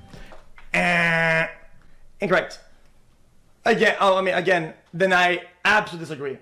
Because we absolutely do not know. Okay, no. I agree that... I'm going to let XUC cook. Usually I'm able to interject, but XUC is a different breed where what he's saying makes no sense. Like you have to let it stew after he says it, and then it'll make sense. So don't try to interpret it whenever he first says it. Let it all kind of... You got to take the slow train with him because he's French Canadian, so American English is not his first language. Just let him finish his sentence. Bit by bit, you have to hear the whole piece because XUC is a French Canadian and he's also a little bit retarded. So I'm not going to interrupt as much, but I will weigh in when he's done. The posts made may make her a victim, but I'm not going to assume in the blind that she is a victim because we don't know what the nature of the relationship is. That's very fair. We don't know because we haven't seen this girl. The girlfriend of Sykkuno, the ex now, I guess. We don't know who the fuck she is. We don't know what she does for a living. We don't know anything about her. We don't know what the dynamic of the relationship was. Like, we don't know shit. We don't even know if she is a victim. Maybe she wanted this. Maybe she was just living there trying to, like, save up enough money to move out. Like, how do we even know that he was in a relationship with anybody? How do you know Player just wasn't playing around? And he's just trying to, stay silent because he's trying to protect her. Like, how do we know how she thinks or feels about it at all? Know if they were in an open relationship. We don't even know. Yeah, is she even real? We have no idea how this woman even feels. That's very fair. That's honestly a great perspective that people are assuming a lot. People are assuming a lot before we know the whole story. We still haven't heard Sykkuno. We still haven't heard the girlfriend's take. This is very fair. You don't know. And anybody who claims that they know are absolutely lying. True. Let me tell you how this works. That's valid. Let's say in this instance that both these partners both cheat on each other every day. Sure. They both do it. And let's say that in a scenario, she did it 10 times. Sure. And he did it twice. Sure. But it's what they do though, right? It's the nature of their relation, right? That's fair, yeah. In this context, right? Nobody really is the victim. And if there is a victim, it would be more him. True or false? But hey, I said the same shit, to be honest. Yeah, okay. All right, yeah, no, that's fair. I do agree that Sykkuno is more the victim in this scenario. Even though... Well, yeah, because, like, they, like, and I get where they're coming from. I do. Because, like, at the end of the day, these women wouldn't have done this if it wasn't Sykkuno. He's 35, he's very attractive, he's got the soft-spoken mindset, he's playing the... Yeah, he lies, sure, but you know that these women wouldn't be trying to get it with him if he didn't have money or looks. And his personality. Like, well, I mean, the personality is definitely questionable, but it's mostly for the money and looks. Like, what are we doing here? Like, why are we acting like these women are victims? And then the minute that they couldn't get what they wanted from him, they immediately try to dismantle his entire career. Like, what are we doing? I don't think people understand how hard it is to live life being labeled a rape predator. All the evidence. When relationship. Found to them that defendant more bike rider. Of course, we're gonna defend it because I don't know. Why would I assume? Yeah, but where, guys? I watched the whole video and I saw all the. You missed some things. When did this happen? Show me where this happened. Show me where the big manipulating scheme has happened. Like, if you want to argue about the vocabulary, I mean, again, I think that categorically victim is the right word to use, but they're not victims of a crime. And also, somebody says in chat, the big... Chat, I think he would... it's my understanding that he would feel like if people acted the way that we were acting towards him, and used those justifications to use wording and verbiage against him, he would 100%. It's the wording and verbiage. It's the misleading and intentional obfuscation of the wording that these people are trying to use in order to paint Sykkuno as a like Tectone said, a rapist or a pedo. You know what I'm saying? Like, it's that misinterpretation and them not specifically saying that is leading to all this backlash and obvious teardown of these quote-unquote victims. And he would flip on this 100%. Yeah, like it's the wording and verbiage that makes it so volatile. 100%. Whoa. This wording is way too strong. That's not what it actually is. And wait. I didn't say the truth entirely about this, but that doesn't mean that I was trying to do a ruse or whatever. That's outrageous. Yeah. I believe that if this is so important. I do believe that if Asmongold were to become underneath scrutiny of such strong wording like has been presented right now, he would also understand how awful this is. And I think that's kind of where Asmongold is lacking insight, is because he's never seriously been called something like this before. The closest thing that there was Hassan calling Asmongold a lolicon, right? Because, and Asmongold is right 99 times out of 100. Down by tarnishing their name and making sure that their income is scuffed over, and all the people that work there are victims of him. Yeah, you see what I'm saying? Like, that would be, obviously, like, Asmongold, just by being Asmongold, obviously, this image of a power dynamic between... Well, I don't think this was much of a quote-unquote civil war, like Tectone said. It seems to me like XQC was, attacking the verbiage and wording of these people that are coming forward and trying to tear down Sykkuno. That's really what it seems like to me. And I kind of think that it's valid. I think Asmon's taking an L on this one, boys, unfortunately. I think he's taking an L on this one.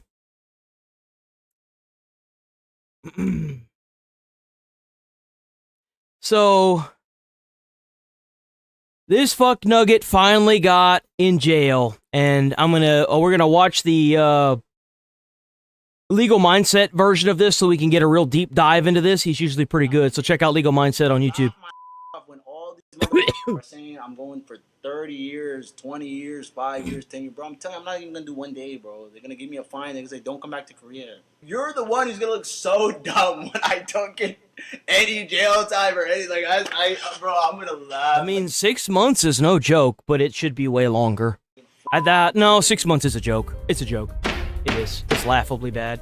Johnny Somali, aka Ramzi Khalid Ismail, has been sentenced to 6 months and 20 days in prison with labor in Seoul, South Korea today. We're going to get that today on The Legal Mindset. We teach you to be around judge. I'm Andrew Esquire, American attorney who's been tracking this from beginning to end. And today we're going to break out the exact reasons for the guilty plea, his imprisonment, his sentence, and what happens next. So let's get into what happened today in Seoul, South Korea.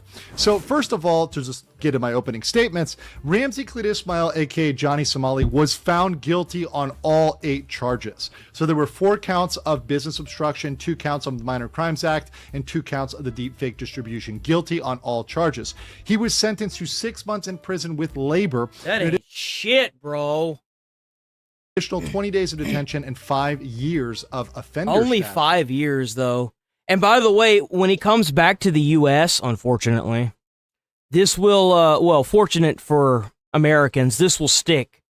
So when he comes back to America, he's going to have to register as a sex offender, so. With his phones being permanently confiscated. W on that, but it should be longer. How did we get there? Everything should have been longer. A team effort. I started this in front of the same courtroom. Cozy. And the photo here today is a photo, and once again in front of that same courtroom today. But it was a team effort. My team, the Somali Conviction. There are a bunch of content creators that are trying to push the the court that convicted him to appeal it and give him a longer sentence. Team worked very hard submitting evidence, submitting facts, and really getting into it with this process where we wanted to have jail time instead of the normal process where foreigners are often just given a fine and let go, which we thought could be a very, very real possibility if there was not more attention on this. And you can see we had Korean media, which interviewed us, and many people from the team were there. You've got Professor Ulrich Nod, you've got Kangmin Lee, who's showed up off of X. You've got Atozi, you've got myself, Gabe. I didn't even see him. There he is. Showed up who saw the coverage. You've got Atozi's editor. Everybody worked together. This was a huge team effort. There are a lot of people that aren't even pictured in this that worked together to get this done. And because of the coverage of this and also the coverage in Korean media, as you see here, that actually led to a different result than normal. But let's get into the trial facts itself. So how did the trial start? Well, the trial started packed with observers. Now, the first time I came, there was hardly anybody in that courtroom about a year and a half ago. However, today, standing room only. People were standing, sitting on the floor, all there for Somali. They had to put up actually the red tape. They had to line people up. It was very, very much more chaotic than normal. Now, strict security wasn't... No, I think there's a lot of civil rights protections for criminal workers in Korea as well. So, like, I don't think it's going to be as heavy duty as you think, unfortunately. Of course, there was no phones or recording, as well as no... Now, I will say that he does have soft hands, so there's a good chance that he's probably going to be the only job he's ever had, other than standing in South Korea with a bag of rotting fish and recording himself, you know what I'm saying? But like... or expression. At one point when someone smiled during the courtroom, the bailiff actually corrected them to, hey, no expressions, no, keep it serious, keep it somber. And the judge did remain the same throughout the trial. Now, the prosecutor did change in the spring from the older male prosecutor that was there before to a new female prosecutor, which was there today in this case. Now, what happened? Well, first, there was the guilty portion, because first they had to assess the guilt, because Ramsey had pled guilt on 6 of the charges, the business obstruction and the Minor Crimes Act, but still reasserted his non-guilty plea regarding the deepfakes. So the judge found Somali guilty on the deepfakes, as we predicted he would, because a reasonable person of the age and gender of the victims would experience shame at the deepfakes. The judge then went on to say, okay, you're guilty. Now let's talk about sentencing. Yeah, and we talked about the Stop Nick Shirley Act already. If there's any new updates on it, then we'll look at it, but we already kind of talked about it. Aggravating factors for the sentencing of Somali. So the mitigating factors that he explained in this case were for that victims Youngman and Hank Yu did not want Somali to be punished. And there has been a settlement with Youngman that they tried to get the charges dropped. So they weren't dropped, but the judge did say he did factor that in for mitigation. They also said that victim Bong Bong did not experience severe shame or embarrassment. And had she experienced more severe embarrassment, perhaps there would be a more harsh punishment. They also said, and this is very interesting, that the travel ban and the inability to return home were technical disadvantages for... You know what's really fucking weird? Is that the victim, I think it's Bong Bong, she's got like new death threats and stuff, and she's getting a lot of backlash on social media because of the deepfakes that her and Somali released of them two supposedly being in a relationship. And it's kind of crazy that the court came to that conclusion. It's really weird because she recorded herself on the way over to the courtroom, like talking about how much backlash she's gotten from the Korean community. How did they come to that decision? That is really weird. Somali. That is really weird. That was very curious to me, because if he had been allowed to leave and go home, he clearly would have not come back and not face any punishment, never gone to jail. He would have just not come back to Korea. However, he did bring up aggravating factors. The aggravating factors he brought up were that Somali repeatedly committed crimes primarily for YouTube revenue and broadcasted these with no regard for the victim.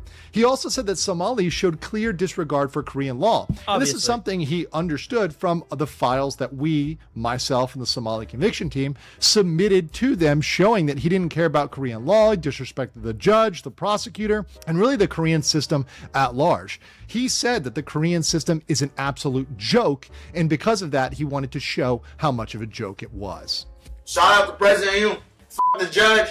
The prosecutor, y'all can suck my dick, bitch ass bitches. Yeah, suck my dick on soft. Now, he also did bring up the risk of repeat copycat crimes and saying that because Johnny Somali is a type of streamer which can be copied and repeated, this is a risk and they need to set a precedent to deter others. I don't know how it is in Korea. I just don't understand how they came to terms with I don't know how they came to the conclusion that Bong Bong didn't get a lot of shame and backlash for the deepfakes. I don't know how they came to that conclusion. I don't get, because she talks about it. She talks about how it's affected her and her platform. It's weird. I don't know. I don't get that. I just don't. From coming in. Now, whether or not 6 months will actually deter people is up for debate. A lot of people, even myself included, think it's not severe enough to deter everybody, but perhaps it can be some sort of deterrent. But he did factor that in as an aggravating factor. So when he handed down the sentence, he explained very clearly it was 6 months in prison with labor. That will be in a specialized prison for labor, also in a prison for offenders, because he had 5 years of offender status, so he can be nowhere near women or children, and he also has to be away from certain types the way it was described to a Tozy was he can't be anywhere where somebody is weak, like weaker than a middle-aged man, if that makes any sense. So he can't go to like a nursing home, can't go to like a daycare or a school. He can't be in a place where there's women. So like, I don't know what the fuck. I don't know if they do like any kind of, I mean, I don't know why he would be in a woman's bathroom, but I don't get that one. Locations as well. So he can't do all sorts of labor, but he will be laboring in prison. He also will have an additional 20 days of detention. How's it going, and Wicked his West? phones are How's it permanently going, confiscated. He will never get back that Galaxy or iPhone ever again. The judge also explained that there are several questions. He's definitely going to get it worse in Korea for sure, as opposed to an American prison. About flight risk and whether he would be immediately detained. Yeah, he got immediately we all know detained. this is untrue. He hasn't been a student for quite a long Yeah, time. he lied about going to Arizona University, but from what I heard, I think the court knew that he was lying, so that kind of did. I don't understand how you could look at everything in this case and not try to give this guy like 12 years in Korean prison. I don't get that. With how it's affected Bong Bong, with how unapologetic he's been, and the fact that he's still lying under oath, I don't get that. I just don't. The judge get asked that, if there's bro. any other reason why he should not be immediately detained. Somali said, "I have family in my home country that I miss deeply, and I pose a severe flight risk and should be detained immediately." Good.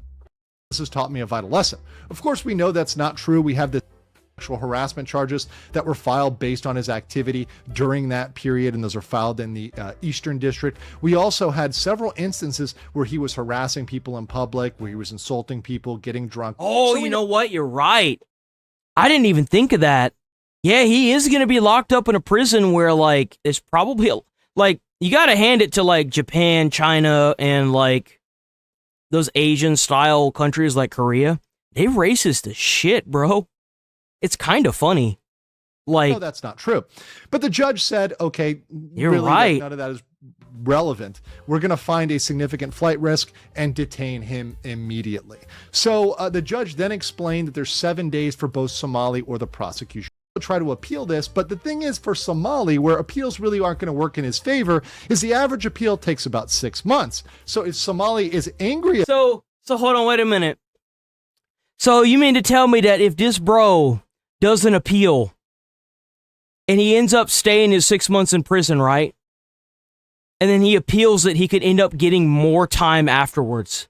About this, he has to appeal from jail. So while he'll be in jail, he'll be serving that time. By the time he would appeal it for saying it's too severe, well, his term will probably be up. He'll probably be at the end of his sentence where he's already served that prison labor. Now, the bailiff did escort Somali out after that, after they explained the chance for appeal, the 7 days for appeal. His possessions were taken. Somali seemed to be prepared to go to jail as he brought a full backpack with all of his things, and he was handcuffed immediately and taken to a side room where he'll be busted. I think he had come to terms with the fact that he was going to end up in jail. I think that's why. I think the lawyer sat him down and was like, look, you going to jail, man. You going to go to jail. You better make sure you're ready to go to jail. Over to the detention center, and they'll eventually decide which prison to send him to. After Somali left the room and we saw him be, taken off and handcuffed, all the observers left. Now, Korean media was waiting outside, and myself, others. Yeah, they were waiting. I won't spend one day in jail. Not 2 years would have been appropriate, particularly given the process. I feel like 2 years would have been way better than 6 months. 6 months is way too short. Recommendation of 3 years. That would have been a compromise where they didn't get the full 3 years, but they also didn't get a small amount. 6 months is too light. It's way too light. Because of that, we strongly encourage the prosecution to appeal, and we will be, along with the Somali conviction team, myself, encouraging the prosecutors to appeal. We also have the CHS child sexual harassment charges that are still floating out there in the Eastern District. We're going to be encouraging that district to bring those charges because those charges can be brought while Somali is in jail, and that could result in him being in Korea for an even longer time. Good. But I want to know what you guys think about this final judgment about 6 months. I think it sucks. It sucks, wieners. It was terrible. It was terrible. It was awful, man. Went from getting him 9 months in Filipino prison to... There we go. This is more about Vitali. Vitali did get arrested for that bullshit he pulled with that that Indian guy that he was trying to say was like a pedo. Receiving a $1 million lawsuit. Oh, shit! Desperate attempts at internet clout. Yo, Decoy, go check out Decoy on YouTube. Decoy. Streamed his hunting of predators until he accused an innocent man. Right here. Wait, where did she? I swear to God, she never told me. Wait, really? I swear. Shit. My bad, bro. You're good. No, I swear to God. Sorry, bro. Wrong person. Maybe it's a misunderstanding. Wait, no, dude, listen. 18. I swear to God. I swear. Let me read this real quick. Wait. What? Hold on. Let me read. Yo, one at a time. One at a time. Let me just show you. I think Vitali, at a certain point, because you notice that he's not acting the same as whenever it first happened, starts realizing that they might have fucked up. Okay, so you guys know that. Like, if the person you're doing this to wants to call the police, that means you really fucked up. I'm not playing or anything like that. Yo, can you read the whole evidence? Come on. He said, LOL, you can tell me. Fuck, okay, I want to be totally honest before everything. I lied on there. I'm 16. Wait. Don't make it weird. So yeah, now they're blocking his face out. I'm calling the cops right now. You said, oh. I'm calling the cops. You said, oh. That's not me. Look, why are you shaking? I'm a cop. Access 1286. That's not my account. No, hey, buddy. Violence on these guys. Had randoms run in and actually do it, or they just wouldn't be the first time they've threatened violence on these guys. Had randoms run in and actually do it, or they just mysteriously got knocked down off screen. But absolutely nobody is gonna defend a predator, so this sort of thing seems to be a staple of his streams. What do you mean? Look, I get that you want to beat the shit out of them. I get that. But you hitting them just opens you up for libel problems. It opens you up for, like, a lot of lawsuits. You could end up going to jail for assault. Like, I don't disagree with doing it, but at the same time, you got to make sure you do it with the right person. You got to make sure that it's the right person you're doing it to. I don't disagree with what Vitali was doing, but I do disagree with the fact that he didn't involve law enforcement because, like, I mean, I guess the internet would do a pretty good job at making sure these people wouldn't get jobs and stuff. So, I mean, I guess. But you got to make sure you get the right guy. You got to get the right guy, man. Guys, stop. Okay. What do you mean by wrong text messages? Okay, Just explain. Okay, look. Well, yeah, let me hear your side of the story. Everybody. I think at this point he realized that they really fucked up. Yeah. So, okay. But Gabe, I asked you, bro. Please. Okay. So, I mean, I'm gonna just show you everything one by one, okay? But you are Indian, so you are smart, so you probably cheated the system. No, but for Indian... Bro, again in the middle of me talking, bro. I asked you guys. That's what we call the clout mind, boys. He's been taken over by the clout. As the clout continues to seep into his brain, his eyes will spread more and more apart. Holy just perfectly, like, I was getting a perfect farm clip, and then somebody had to Okay, hello, how are you? Okay, let's go. Proving this isn't about protecting kids or providing vigilante justice. This is about clout and forming clips, so I think that's why so many people are hating on it, is because it has nothing to do with vigilante justice. people would have been okay if it was vigilante justice, but it's not even about that, dude. It's just about clout. You don't care about the victims. You don't care about actually catching these guys. You don't care about beating the shit out of them. You just wanted the clout, and that's the big problem with a lot of it. Achieve virality. Explain it to the cops. Like, Yes. Where's the cops? Right here, the suspect. Here we go. The mustache is crazy. Hello. What's up? So what it looks like right now is as they were trying to find a PDF, they were talking to multiple guys at the same time, but at some point, mixed up on who was told what, brought this guy out who still thought he was talking to an adult. And if they broadcast this entire thing on live stream to allegedly tens of thousands of people, Vitaly now has a huge defamation lawsuit on his hands, which he immediately acknowledges. What happened recently? I think we should take a break, go to Miami, do some regular IRLs, and chill for a bit. I think that's not chill for a bit, like take days off, but chill for a bit. I think he's done doing the whole like pred catching thing. I think he's done with that. I don't think he'll go back to that. What I mean is do other streams than just catching predators. So if you guys are asking if I'm cooked, I'm very cooked, yes. I don't think a legal team's going to be able to bail him out of that either, because like at the end of the day, if you do something like that, you set yourself up for a massive failure if you fuck it up, and he fucked it up. So I don't know why the guy was there. I wouldn't doubt that he was there to do something sketchy, but like at the end of the day, you got to make sure that whenever you put the final nail in the coffin, that it's not that you actually going to make sure that it's the final nail in the coffin. You got to make sure you have all your ducks in a row when you do something like this, and he didn't. And I mean, you can't really say that this wasn't gonna happen, because this is the same streamer that got arrested in I don't even remember where the fuck it was at, a foreign country, for stealing a cop's hat and then pushing a grandmother off of a friggin' scooter and then taking the scooter. And he got jail time for that in a foreign country. Like it's. We're wrongfully identified and accused as a child predator. We were completely wrong, and we made a terrible mistake. And our team and I messed up. We're deeply sorry to our... As even Kick deleted his channel. And everybody knows apology videos typically get a fraction of the views of the viral original. And for him to openly admit, yes, we were wrong, makes his defamation case basically a slam dunk, as his victim made a long post saying how he was featured on Vitaly's latest episode, wrongfully portrayed as someone trying to engage inappropriately. Even the local PD on the scene has acknowledged his innocence, but the impact of Vitaly's false statement... And that's the problem, is that this is gonna... If he actually wasn't gonna do anything, this is gonna stick with him for the rest of his life. So he's gonna need some compensation, because he's probably not gonna be able to get a job.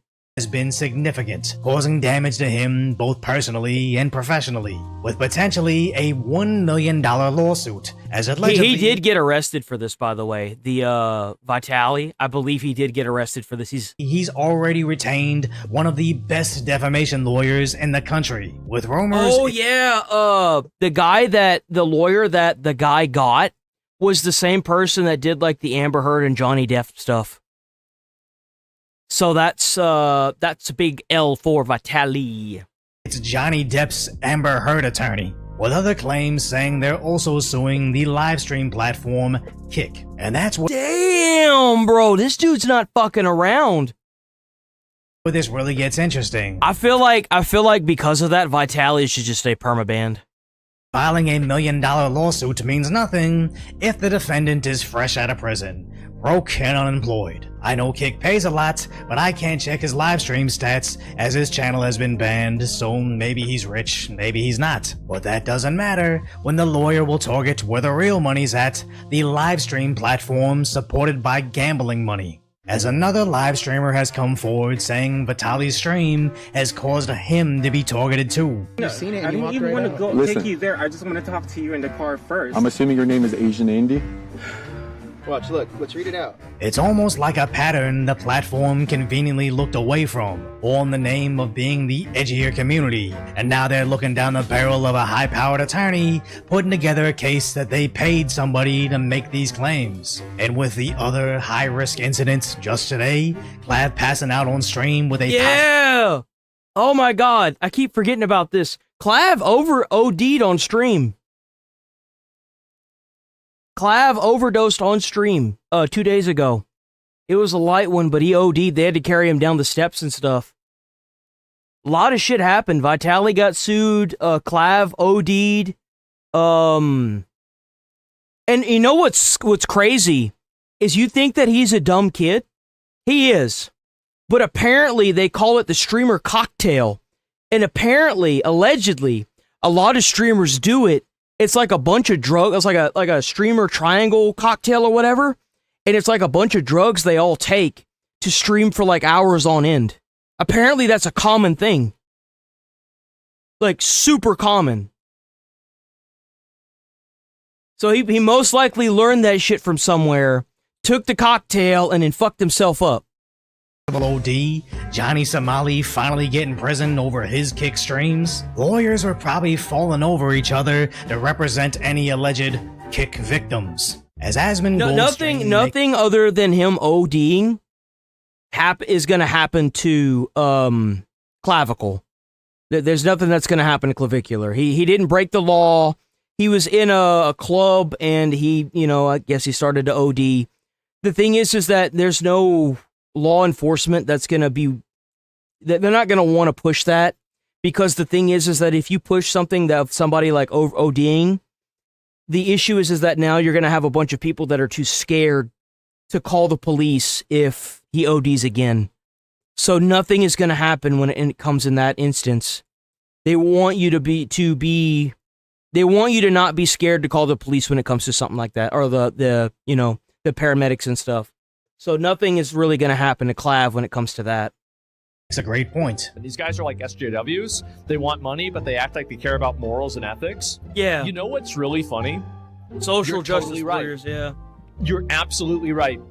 These people and he's referring to Vitali. He's not talking about Clavicular or Somali, obviously. Just like SJWs.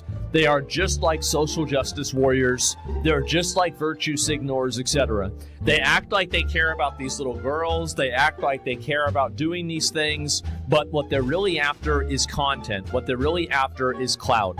And no, you're absolutely right. It is the exact same. As catching these idiot PDFs is a great cause, but plenty of times police complain that they don't put together prosecutable cases. As if they make simple mistakes like mixing up the Snapchats, I'd imagine they don't know the other intricacies of admissible evidence. That's what I really like about Skeeter Gene, is that he has like an entire folder.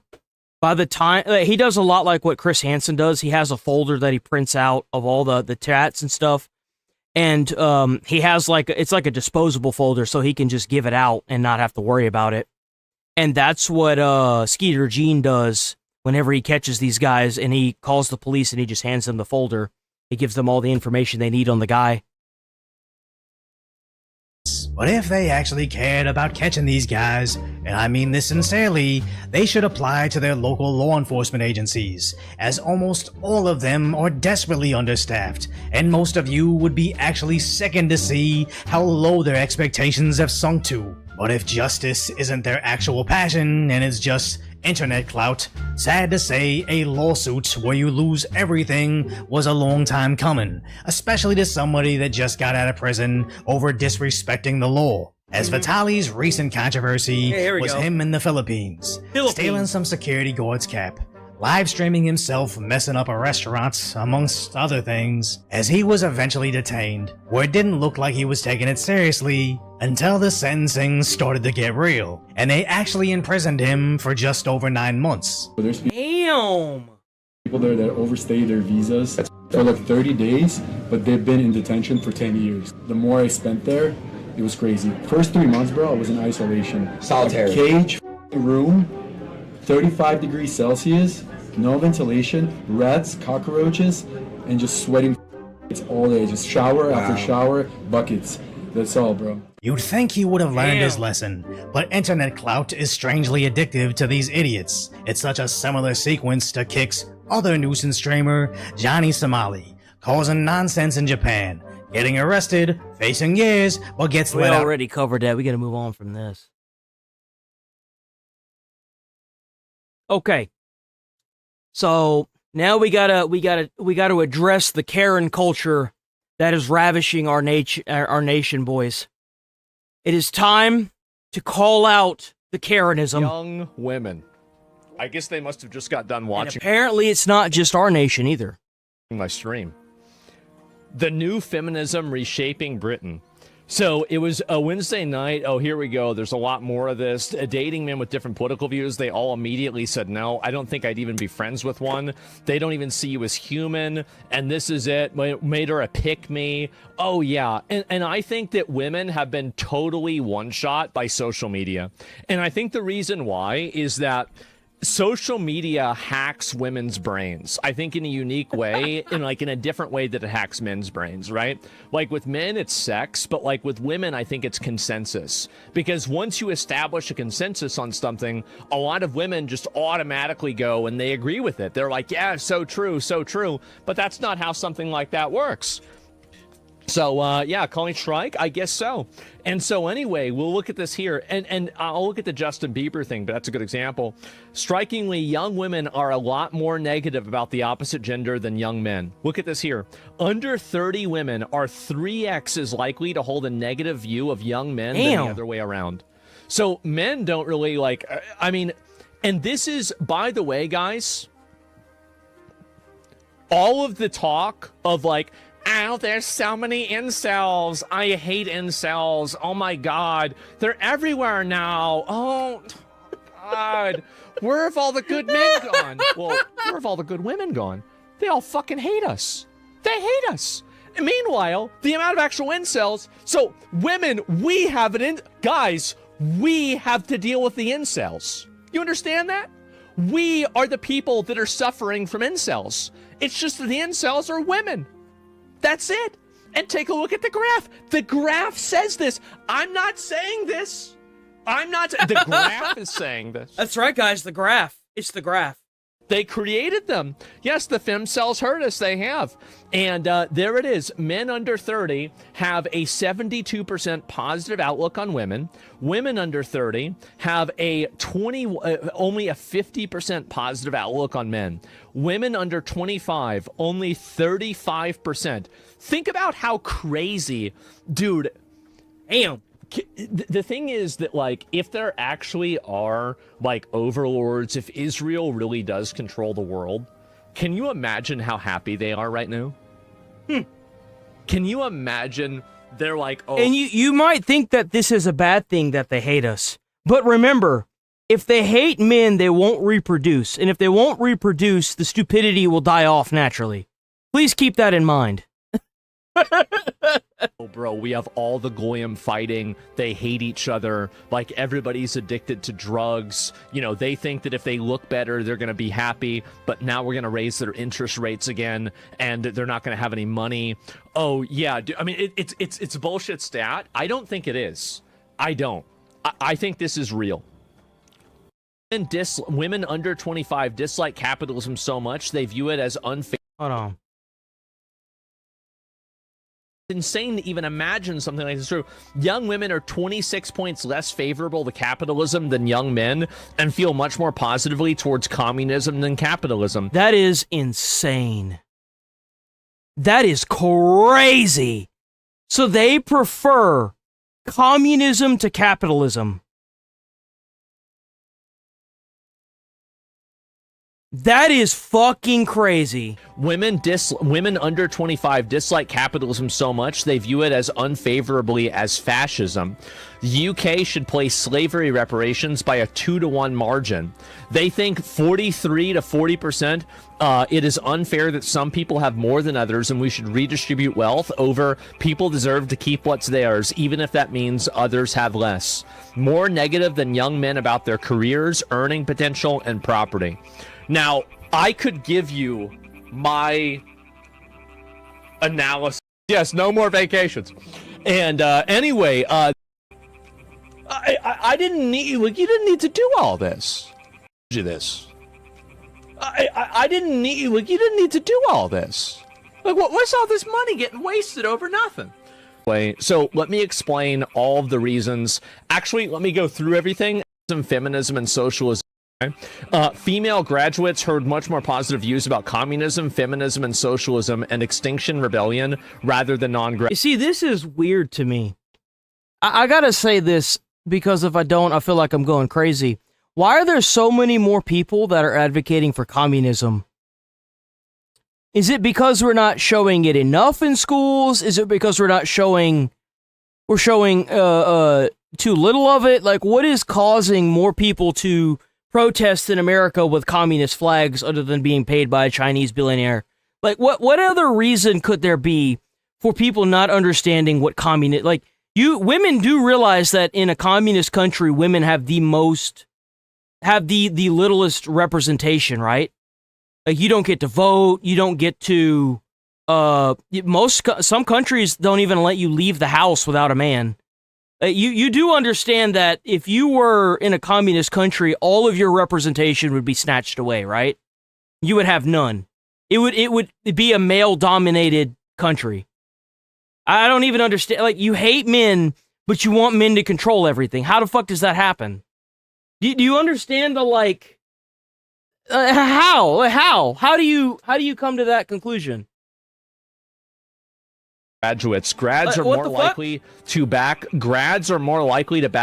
slavery. I thought slavery reparations. Like, I was about to say, like, damn, okay, all right. But say we need more government intervention to ensure life is fair. And white women are more critical about the country and their chances in it than those from an ethnic minority background. White women are more likely. So wait a minute. White women are more likely to say the country's racist than people that are not white. Young white women are less likely to feel like they feel valued by society. There is a COVID generation. U25s are more likely to think COVID has a significant impact on their lives and opportunities. Under 25 women think that it's much more likely to believe that things are stacked against me no matter how hard I try. Welcome to the game. Welcome to the game.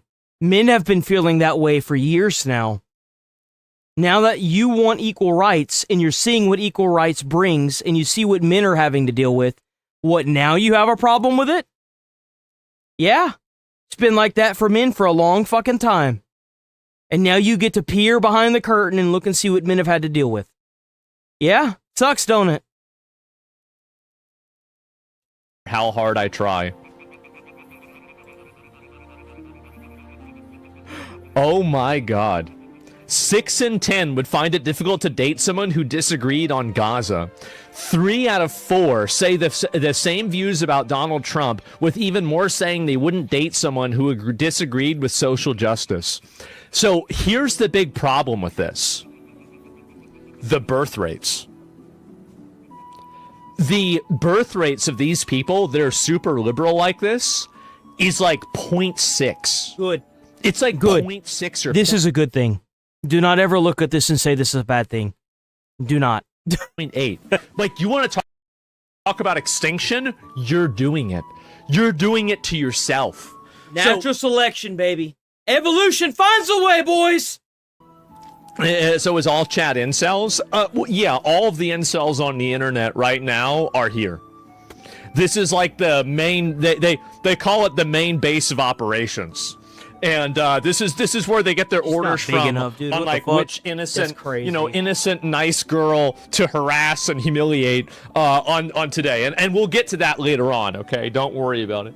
But anyway, women are the gatekeepers of sex, and men are the gatekeepers of relationships. Saikuno. Yep. Anyway, let's go ahead and talk a little bit more about this. Those girls wouldn't give a flying fuck about that man if he didn't have looks at the age of 35 and he didn't have money. You're damn fucking straight. In a secret Discord chat? No, it's true. It's undeniably true. Everybody knows it's true. So taught the Saul well, I don't know about that. And he wasn't in a relationship with them. I think that's a great example. So yeah, so this is what I think is happening, is that a tree, or sorry, it goes around a fence or something like that. So this is like, let's say, just theoretically, 15 years, like, men hate men and it's irrational. Ask a woman that you know to read some of their DM requests. Holy environment like this, right? I mean, a woman, like, let's say a dude wants to have a kid. Okay, well, you're locked in for like maybe 5 minutes. Let's say a woman wants to have a kid. You're locked in for 9 months. And like, you know, realistically a lot longer than that, because you have to take care of the kid. But like at least 9 months. So the problem is that women are biologically inclined to be the selectors in sex. They have to be. There's no way inside of a society where that doesn't become the case, right? Yeah, obviously. Assuming that's not the case, this is obviously, you're the Chinese emperor. And young women are the best and aggressive revolutionaries due to being empaths. Well, young women are only good revolutionaries in an environment where their level of aggression is not punished, right? So young women are actually terrible revolutionaries, and they can never be revolutionaries. The only real revolutionaries and the only real force for change in society can only ever be men. Because men are bigger, stronger, faster, and they will always outperform women in any sort of a test of force. This will always be the case. So the only cases where women are powerful in terms of a revolutionary sense is in societies that allow aggression to exist unchecked. Like, they're getting a problem. And say that, all right? So what's happened, I think, is that, you know, universities and different programs. There it is. Where about women gone from Elon Musk's Twitter? Yes, sir. There you go. That's right. That's right. No girls allowed. Yep. And I think this is the problem with Twitch right now. And this is also the problem with YouTube. Is you've got all of these, like, a man can talk about something and not put his emotions into it and not give a fuck about what he's saying. But when you've got all these rampant, emotionally driven individuals, women, in a place like YouTube that can control if you get viewership, if you get, suspended or banned, and they want to claim that it's AI, well, obviously that's not the case, because you're only watching one of the streams instead of both of the streams that are being put through to YouTube. So I know that it's not the case. Somebody went in because they got into their emotions. They couldn't take them out, couldn't take themselves out of the emotions. And then you end up suspending somebody that gets YouTube a lot of fucking backlash, rightfully so, for not doing anything wrong. Same thing with Twitch.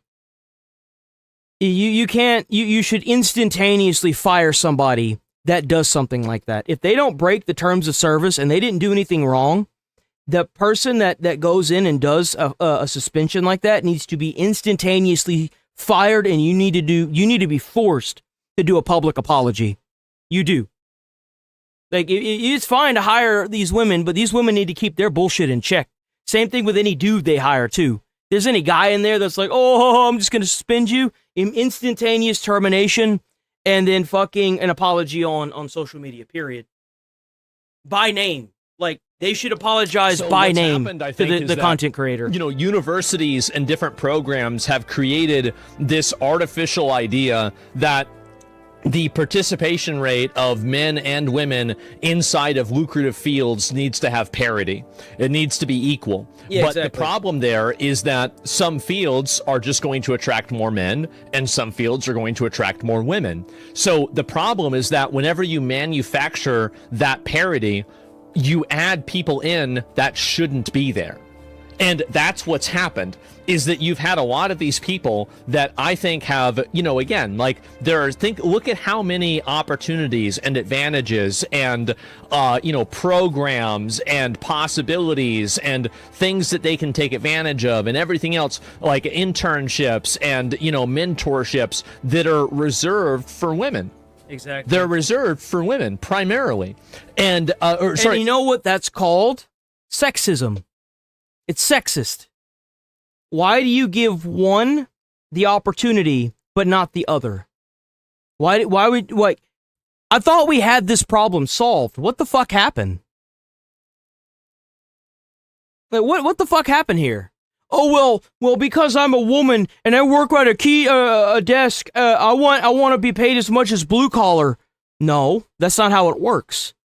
Blue collar is paid as much as it is because it's hard manual labor. I've fought fires next to women firefighters before. They're fucking badasses. Why don't you step up to the plate? Why does the plate have to be lowered for you? Fuck you. Who are you? Step up to the plate. No, that's not how it works.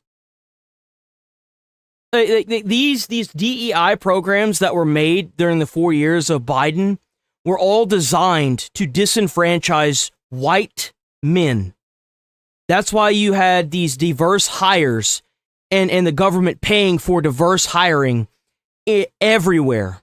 Every fucking where they were trying to dip into. That's why you had all these movies coming out that were garbage, all these fucking weird shenanigan bullshit actors that didn't know what the fuck they were doing, and these TV shows and stuff, all these TV shows trying to do all that shit so they can collect that government DEI hire money.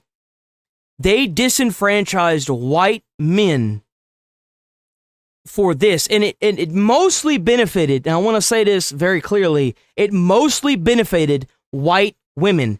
Who do you see in this picture? I see a lot of white women that are now jobless, protesting in Minneapolis because they're the only people that are willing to pay them. That's why. They didn't hire based on work experience. They didn't hire based on how many other jobs you had prior. These people were hired so that way the company could get a big fat paycheck from the government. It, in a way, forced racial and sexual bias into the company, which is dog shit. Overwhelmingly. So how is it that you have to do all of this in order to create this parity? It's because it doesn't exist. It's not real. And so what happens is that this is the second order effect, is that you get very, very stupid college students that should have never been in college in the first place.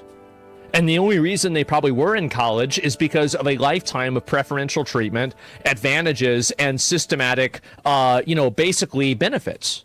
That's what's happened. That's exactly what's happened, is that they've been given all of these systematic benefits and advantages, and because of that, they've been able to achieve a certain level of parity. But the moment that, that meritocracy is once again enforced, things go back to default settings really quick.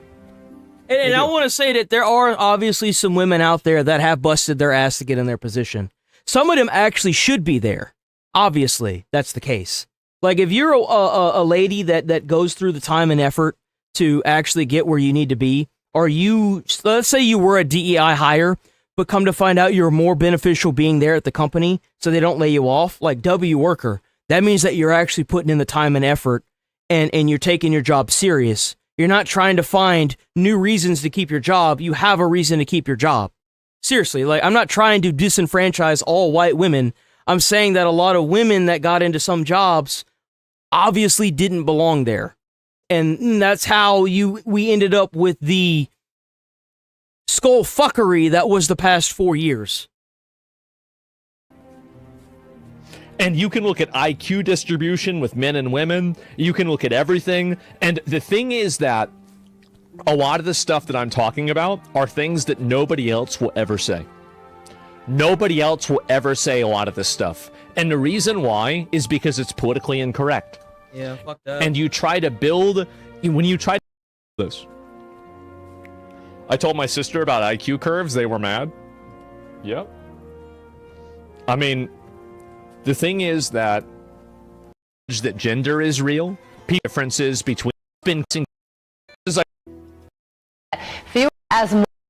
Here's a headline for you. The stay-at-home boyfriend is now an economic trend as more women than men go to work. And the reason they... I wonder why that is. I wonder why that is. Maybe it's because they're not hiring them because of the DEI programs that have been around for the past 4 years. Big surprise if all the jobs are hiring to get a big fat fucking paycheck from the government for DEI hires. Well, they're not going to hire a bunch of, I'm so sorry for saying this, they're not going to hire a bunch of black people. They're going to hire a bunch of people that they know won't cause too much trouble. And I know that it's fucked up to say that, but I mean, that's the biased fact of it. I'm not saying they cause trouble. I'm just saying what they do. They're going to hire a bunch of white liberal women. That's what they're going to do. They're not going to get money for hiring a bunch of white men. They're going to hire a bunch of women. And that's just how it is. And that's why they've kind of like a lot of these companies like Ubisoft and a bunch of other companies have gone completely under. They have. They've gone completely belly up. It's that mentality that ruins an organization. It's the forced. It's not forced. It's the, what is the word I'm looking for? It's beneficial to hire them because the company gets money for it. Money that they didn't even have to work for, they get. And now you've got, Desmond that can't get a goddamn job because nobody's willing to hire him because all the companies are trying to get a fat paycheck from the government. Well, big fucking surprise, you've got more men at home now. Well, who'd have guessed? Is that fewer young men, Maggie, are entering the workforce than their fathers, their parents were. Is this a trend that you are noticing personally? I have very traditional views on marriage. People to do it right. And if not the amount, the old age of 29, this is not the way that we were meant to live. Y'all can look into this. I mean, Little Tay even said it, which 1 million views. Look at this. America promised to hire a lot more people of color. It actually did. Yeah, exactly. Man, look at all those people of color. Man, look at that. That's crazy, ain't it? White was 6%. People of color, 94%. I really thought I'd get actual pushback. Someone somewhere articulating a theory of what I got wrong, why DEI was good or necessary, but this is pure ad hominem, total epistemic closure. There's nothing under the hood. And completely uncurious about the world that they actually live in. So, again, the lost generation. Oh, boy. 1 in 6 hiring managers have been told to stop hiring white men. There you go. And so this is the reason why you have these things happen. And this is something that was done to men. It did not happen to men. It was done to them intentionally with a malicious intent. It was done with a malicious intent, and it was done to hurt them. And it worked. It worked. Yes, it did. Yeah, why is this happening to us? Angry? Because there are too many men. But remember, you're supposed to feel bad for the slavery that happened long before your birth. Remember that, guys. Remember, you get told that this is your fault and that you deserve this. It's because there are too many men that are eager to sell themselves and sell other men out in order to, they will throw away every level of self-respect they have just for a crumb of pussy. That's the reason why. Just to hear that they're a good boy on on a Twitter post. It's pretty substantial. Right? Complete pussy. But it says women will end violently. And there is no chance that the men that are being violent about it will not win. Even like words. That's what's happened. This will change false accusations of bigotry. The reason why this continues to be a problem is that people don't understand how to ignore accusations of bigotry. And whenever something like that is leveraged in a way that's, not true or inaccurate, what they do instead of actually listening to and, trying to, take it seriously or not, they just immediately apologize. It's crazy, man. It's crazy. Migrants poses It's crazy, bro. gay to get an asylum. Undercover BBC investigate. So BBC's actually doing their job now. This will blow your fucking mind. Fines. We're investigating immigration advisors that are encouraging migrants to cheat the asylum system. To penetrate this shadow industry, we've had to go undercover. Our reporter is posing as a former student who wants to stay in the UK. Okay. They're not being persecuted. They've got no genuine basis to claim asylum. But we've heard some consultants are prepared to help migrants like him.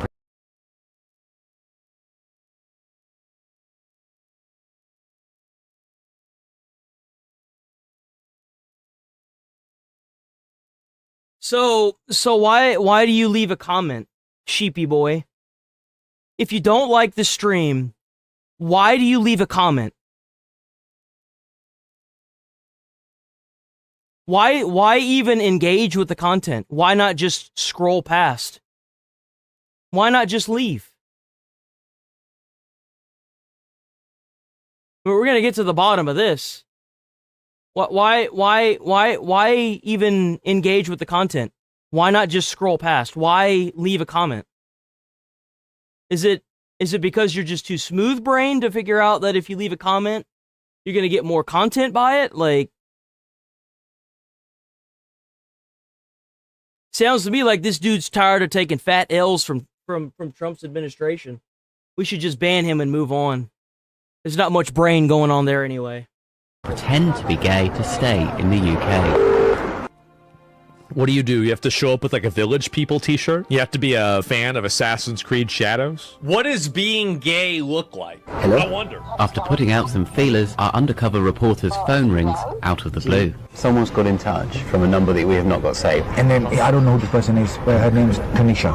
Yeah, in gay. I said, but I'm not a gay. She goes, doesn't matter, no one's gay. No one's gay. Later that evening, our undercover reporter puts a face to the voice on the phone. Okay. This is Tanisha Khan. She's invited him to her home in East London for what will turn out to be the first of several meetings. Tanisha explains one specific way to remain in the country.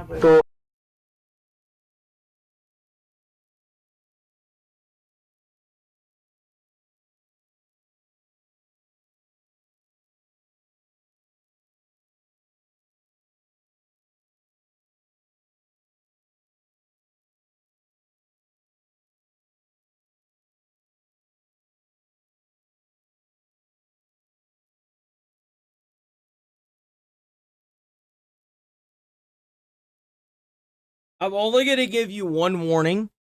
Don't call anybody in my comments this word. Not me or any other person. I will report your ass. Do not do it. Where we can get you a visa. It's on human rights. It's called gay case or same sex. You have to prove that you're an LGBTQ person. But I'm not. That's it. There's no other hope for any other. Don't do that. Don't do that to yourself, man. Don't call no one names like that.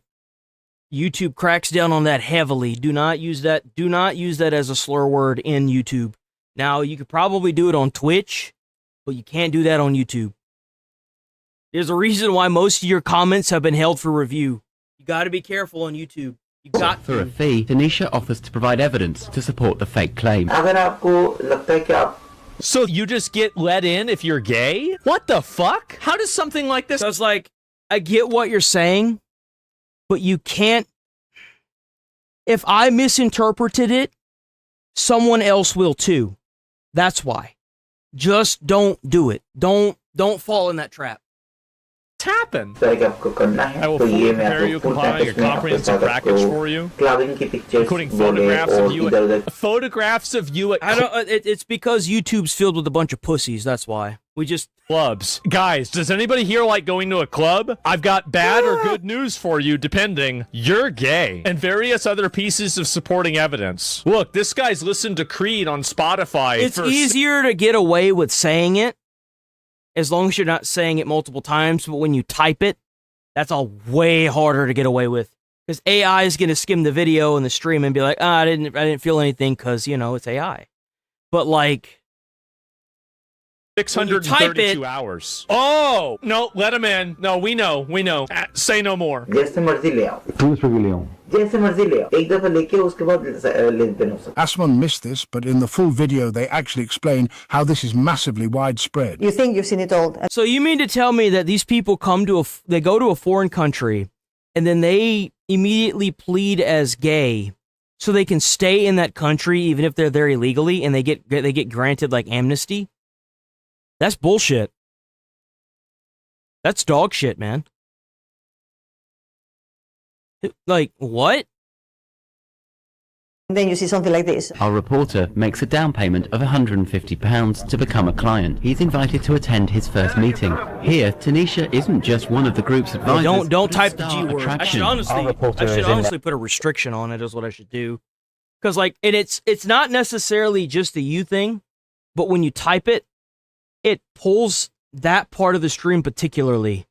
And if it could get the entire damn thing age restricted, or it could be like, oh, AI dumb, AI say this hate speech, so AI give you strike now, that kind of stuff. And every time we've driven past, there's more and more people going in. It's clearly absolutely packed in there. So this isn't just people in London, this is people from all over the country. Yep. 200 plus bande. Do you try to gay? हाँ सारे ये इशारा मैं तो नहीं bike कोई भी नहीं इसमें 1% भी नहीं 1% जानते हो 0.01% भी Tanisha Khan denies all wrongdoing and said there've been communication difficulties because she's not a fluent Urdu speaker. The Home Office said anyone found trying to exploit the system will face the full force of the law. Fact is that there shouldn't even be a system that lets people in for being gay to begin with. That's a retard. Yeah, like that's a stupid ass reason. That shouldn't even be a thing. Like. That is crazy. You can't honestly set these systems up and not expect for them to be abused, right? Surely they don't. Like, what did they expect when they did this? Did talk about the Saikuno thing. We. Okay, hold on.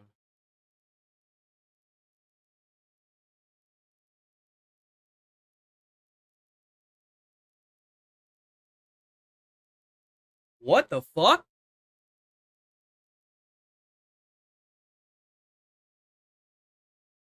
Stunning news out of Virginia now, breaking overnight. The former Lieutenant Governor Justin Fairfax found dead in a apparent murder-suicide today. Griff Jenkins is watching that, and what details have we learned so far, Griff? Yeah, Bill, a tragic developing story. Fairfax County Police Chief Kevin Davis confirming that former Lieutenant Governor Justin Fairfax shot and killed his wife Serena and then turned the gun on himself at their home in Annandale, Virginia. Their children, both teens in high school, one boy, one girl, were home at the time. The son called 911 shortly after midnight. What the Chief Davis hell? says the couple had been living together in separate rooms, going through a messy divorce. We know that recently Mr. Fairfax was served some type of paperwork indicating when he was scheduled to next appear in court for the ongoing divorce proceedings. So I guess that is something that we're looking at as something that may have led to whatever happened last night that led to the murder of a mother and a wife and a suicide. Chief Davis adding that this is a high-profile family. This is tragic, of a loss for the children to lose both parents. And he says there are enough cameras, Bill, in the home to corroborate what happened. At this point, they believe that Fairfax appears to have used the same gun on his wife and himself.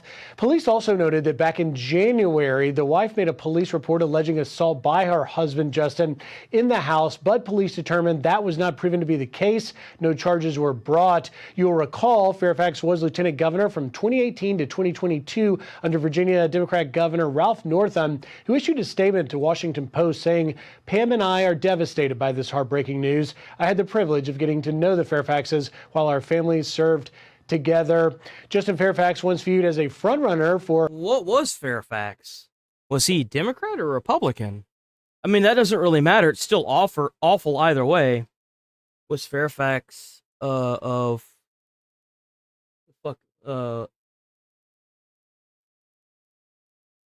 was Fairfax a Democrat or a Republican? He was a Democrat. That's really weird. That's the second person in the Democratic Party in the past week. Because first it was that Wilwell guy with all those allegations, and then the spy, right? You remember the spy? And now it's this.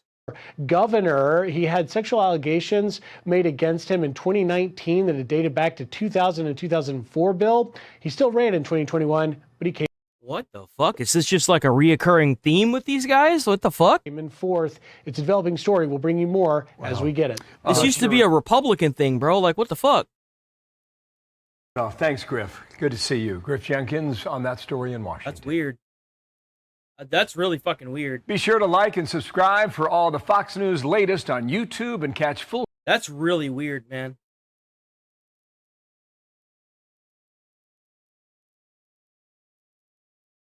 So you saw Admiral Cooper come on and dress for the first time. I always thought he was in theater. He says he's just his second visit over to the Middle East. Then we saw, of course, General Kane and it's like a pattern. I don't know what's going on. You know, it's definitely eerie. Address an update, which is we are just right in the middle of a ceasefire right now, but we're just arming up, ready to go. Should we have to jump in again? Yeah, he said what we've been saying all morning. You can do it the nice way, or you can take the hard way. And he urged the new regime to choose wisely, he said, which is to hand over the enriched uranium so you cannot make a nuclear bomb. Oh, yeah. I haven't said this at all this stream. If you're new here, sub to the channel. Like the stream. The likes definitely help out the stream. We're here every single day, 8 a.m. to 11:30 a.m. Central Time. So please stick around. Check out the channel membership. I haven't said this at all this stream. Funny enough, I need to be saying it more. The stream's going to be suffering today, boys. But yes, thank all of you for showing up every single day. Y'all are awesome, by the way. But yeah, sub to the channel. We always here every day. Straight. And because we have annihilated their economy, we've annihilated their ships, their missiles, their air force, and taken out their leadership. So you would think that they would be willing, their economy, Look, like death sucks either way. It doesn't really matter what side it's from. Especially whenever it has like a family that's literally lost two parents. That just sucks, man. It sucks. Because now their entire, like, those kids' lives are going to be completely changed now because of this. And they were in the house when it happened. That's just awful. That's awful. 80% inflation rate right now. It was 40% in January when everyone was protesting. Speaking of the... I don't have to say that, like, for example, a lot of people were like, you know, I'm happy Biden's got the brain cancer. It's like, dude, brain cancer sucks. Like, what are you talking about? Nobody deserves that shit. It's awful. That's terrible. Like, nobody deserves that. Like, Ainsley, we learned from that press conference that they haven't had to do any of the interdictions. It looks like all of those countries... It's just straight to Trump now. Understanding what the United States means, which was they will seize the ships, they will board those ships, and they will use any type of military operation that they need to. They will take them over 13 ships. They made the wise move to turn around. But they do have rockets left, no doubt about it, and the Gulf states know that well. Let's bring in Chief National Security Correspondent Jennifer Griffin to break it down. Jennifer, we're in the pause, but it looks like the military has not stopped. Well, that's right. In fact, what we just heard, Brian, is that they are in the process of rearming, and that ceasefire ends on Tuesday, April 21st, unless the 2-week ceasefire is April 21st. That extended. is. I That's think the most obviously next interesting week. thing that we learned from the press conference is that they are taking this blockade, and we learned from General Kane that they had turned back 13 vessels, ships that were heading to Iranian ports or were Iranian vessels of some sort. Those 13 ships had turned back because of the blockade. They have not had to board any of the vessels, but we also learned that they are extending this blockade really in terms of going after any Iranian ships out to the Pacific. And so Admiral Paparo out at Indo-PACOM will be chasing down some of that shadow fleet, those oil tankers that are not flagged but are in fact trying to help Iran skirt sanctions, and they're going to be going after those ships aggressively in the Pacific. That is something new that we have not heard before. Yeah, be better than them. You mentioned Admiral. Don't say and do what they do. Be better than them. Like, there are times where you got to get into the trenches and get your hands dirty and go lower than them, but that's definitely not one of those times. Cooper and his second trip to the region. He has been down at CENTCOM headquarters in Tampa, sort of quarterbacking this whole effort for the last month or 6 weeks or so. And so it would not be normal for the CENTCOM commander to be over in the Middle East. Tampa is set up to be the kind of headquarters to bring all of the efforts, air, sea, and Army together. I think what is interesting, it's the first time that Admiral Cooper has been up to the Pentagon since the war started. Not a lot of details about what comes next, but I think the secretary spent most of the time addressing the Iranian leadership. It's clear that intensive negotiations are going on right now, or talks about talks. The concern, I think, here in Washington is that the Iranians will just try to play for time. And I think well, every day that they that goes by is another day where they lose, like, what is it, like $430-something million? Man, at the rate they're going, they're not going to be able to afford their bot farms anymore to send propaganda to the U.S. Message today is that the U.S. military is rearming and will be ready if the ceasefire falls apart. Brian?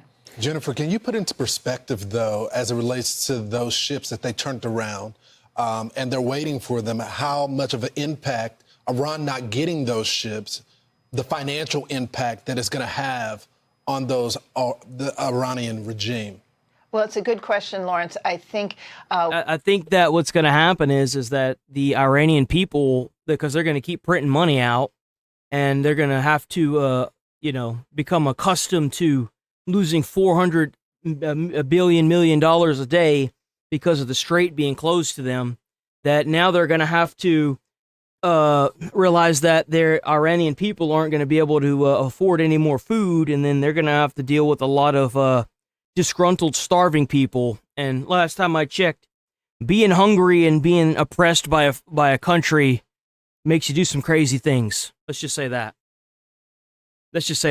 From what we've been talking to experts, it's going to have a very significant effect. In fact, the Iranian economy is really on the verge of collapse. And if you I bet that bitch is tanking, bro. Every day that negative number hitting that economy. Way the shipping, the oil tankers, there were 9 oil tankers, I think, that were turned back. Those right, oil them goats tankers are fucked normally leaving the Karg Island and that area on a daily basis. Y'all something else, man. Y'all something else.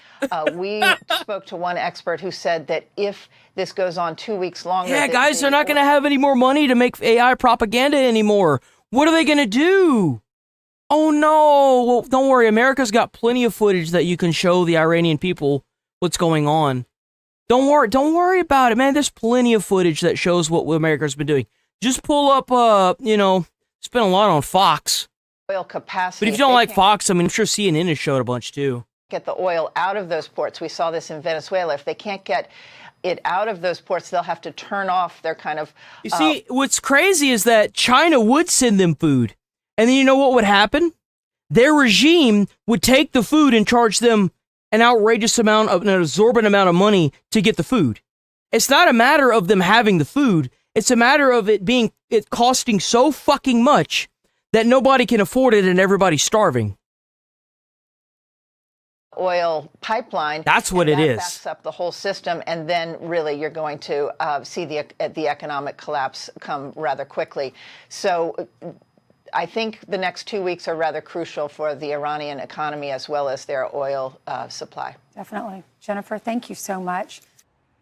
Be sure to like and subscribe. Give me a second. I have to use the bathroom real quick. I'll be right back. I'll be right back. Ooh.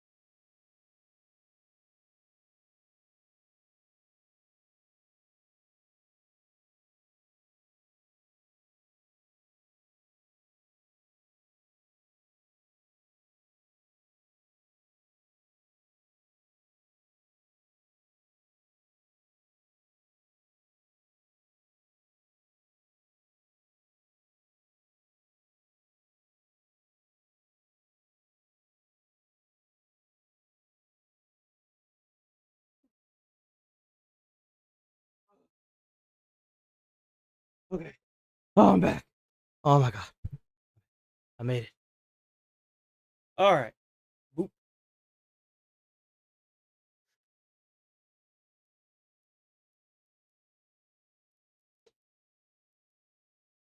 Hey, what the hell is this? What is this? So, just hours from now, the Pentagon is going to give us an update on Operation Epic Fury since enforcing a blockade on Iran's ports. And it's going well. The blockade's holding strong since the operation began. It happened earlier this week, actually took place officially 10 a.m. on Monday. CENTCOM says 10 vessels have been turned around.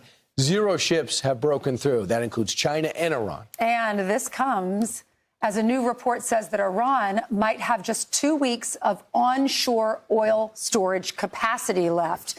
This might force Iran to completely halt oil exports. Yeah, we're just draining them right now. Meanwhile, the Trump administration is preparing to pivot to economic warfare on Iran, which Treasury Secretary Scott Bessent says will bring Tehran to its knees financially.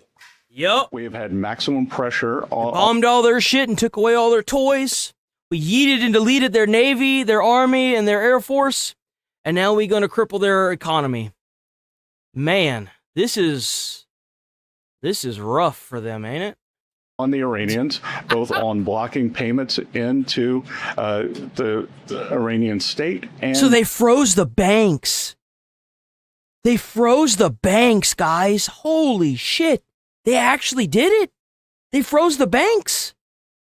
Going after the accounts of the IRGC. We have told countries that if you are buying Iranian oil, that if Iranian money is sitting in your banks, we are now willing to apply secondary sanctions, which is a very stern measure.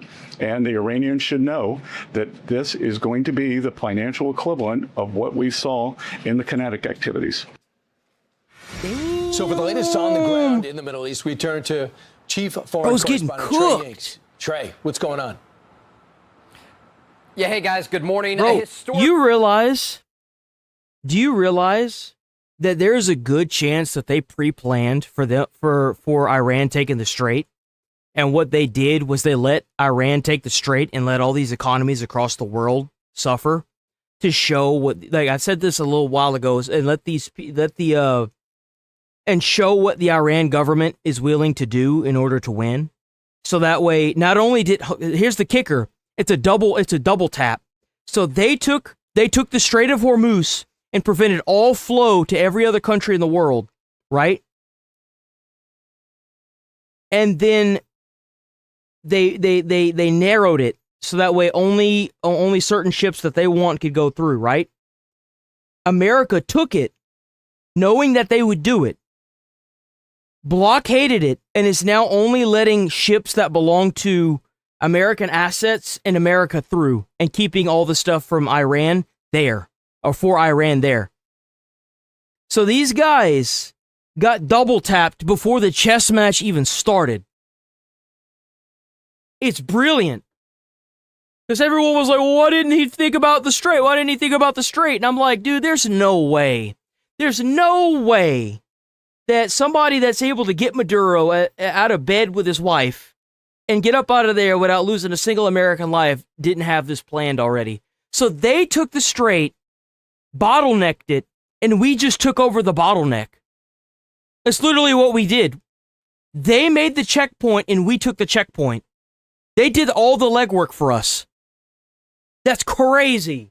Opportunity unfolding right now in the Middle East. Israeli sources telling Fox News they believe that talks between Israel and Lebanon could lead to Lebanon joining the Abraham Accords. It's still early, but following direct conversations in Washington earlier this week, President Trump overnight on Truth Social posted, quote, trying to get a little breathing room between Israel and Lebanon. It has been a long time since the two leaders have spoken, like 34 years. It will happen tomorrow. Nice. As Israeli ground forces continue to operate in southern Lebanon, Hezbollah is still firing rockets and drones over the border. Israeli Prime Minister Benjamin Netanyahu saying this about the situation. We are about to overcome the southern Lebanon town of Bint Jbeil. We are, in effect, about to eliminate this great stronghold of Hezbollah.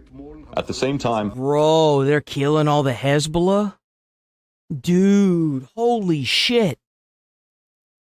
They're getting rid of all the terrorists, man. They're getting rid of all the terrorists, bro. The Middle East might actually be free. I gave instructions to the IDF yesterday to continue widening the security zone and to also spread it eastward toward the slopes of Mount Hermon so that we can better assist our Druze brothers. Holy shit, they're doing it. New video released by a Lebanese... Bro, okay, I gotta talk about this. We gotta talk about this. In their time of distress. He throwing that thing back, bro. He throwing that turd cutter back. Watch that. New video released by a Lebanese paramedic group shows an evacuation of wounded men, clearly marked medic vests. Bro was ready for that lift, man. Southern That's Lebanon. a team player. While the wounded are being loaded into ambulances, another Israeli strike hits just outside of the vehicle. The Lebanese health ministry said 4 rescue workers were killed in Israeli strikes on Wednesday. The Israelis responded to a request for comment from Fox News, saying, quote, overnight the IDF targeted Hezbollah combatants who were wearing paramedic vests and using ambulances. By the way, if you're wondering, it's a war crime. And they did this whenever they went and got the downed pilot because, no man left behind. They were using paramedics. They were terrorists and people of the military dressed as paramedics using paramedic vans and stuff, which, by the way, is a war crime. Just like the cluster bombs they're dropping on Israel and a lot of the other nasty shit that they've been doing for 47 years. You'll be happy to know that most of those ambulances have been burned into the pavement. But everybody else in the world wants to cry and bitch and moan about war crimes, right? Man, sure don't look good, huh? Move Hezbollah fighters and weapons. We can confirm that 4 Hezbollah combatants were successfully killed in the strikes. And so a difference there in the statements from the Lebanese government and the Israeli government. But moving forward, there is optimism in the region about the possibility of these direct talks leading to a normalization agreement. All right, I'll pull them up. Guys, I'll pull them up. What's your problem, man? You can't just play nice? Oh, no. You a generational crash out, that's why.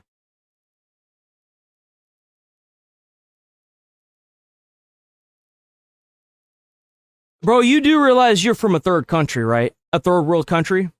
Only third world countries have adults in it that bully people for having mental illnesses. Like, what are you, 5? Do you need a nappy? What's the matter, your mommy didn't pop the tit out for you to suck on this morning? Like, what's your dilemma? Do I even want to know? I don't even want to know. I'm good, bro. Just so go back to your third world and fuck your goats already. Like, leave us alone. Today, this Mohsin Rezai, an ex-commander, they say he's an advisor to the new supreme leader, was mocking the president's blockade. I just thank God it in me today, man. They're winning this war, daring us to go back to war. Are we to believe this guy, or are we to believe what the others are saying that we're in Pakistan? it's a great question. While the Iranians are talking, the Americans are preparing. There are still thousands of additional U.S. forces headed to the region. Each and every day, there are transport planes and refuelers landing in the Middle East. This is an indication that President Trump has a variety of... I just don't get it. I don't get where do you get off going into someone's comments and then making fun of them for having a mental illness, bro? You can't change that. What's next? You gonna make fun of their skin color, you piece of shit? Like, dude, what are you doing? What are you doing? If the Iranians are not serious about making a good the hell faith are you deal, doing? The region may go back to war. And what is a good faith deal? This is the important thing to look at. A good faith deal is Iran understanding that they will never have a nuclear weapon, understanding that they cannot maintain the ability to enrich uranium, understanding that they have to remove. That's the best part, is that they are losing so hard, and there's so more, like, over the past few weeks even, there have been substantially less and less of these people because they're not getting their payments anymore. Don't you know that? They're not getting paid to do their propaganda pushing anymore, so they're gone. You know what I'm saying? Like, they've lost so hard in this war, they don't have anything to talk about anymore. That's the thing, is like, they've been to so many chats and gotten banned out of so many chats that they're realizing that it's not working. So they can't pay for the propaganda pushing anymore, especially now that the Strait of Hormuz is the Strait of America. They can't do anything about it, man. All they can do is sit there and cry. And then that's with the few that think that they're still going to get paid.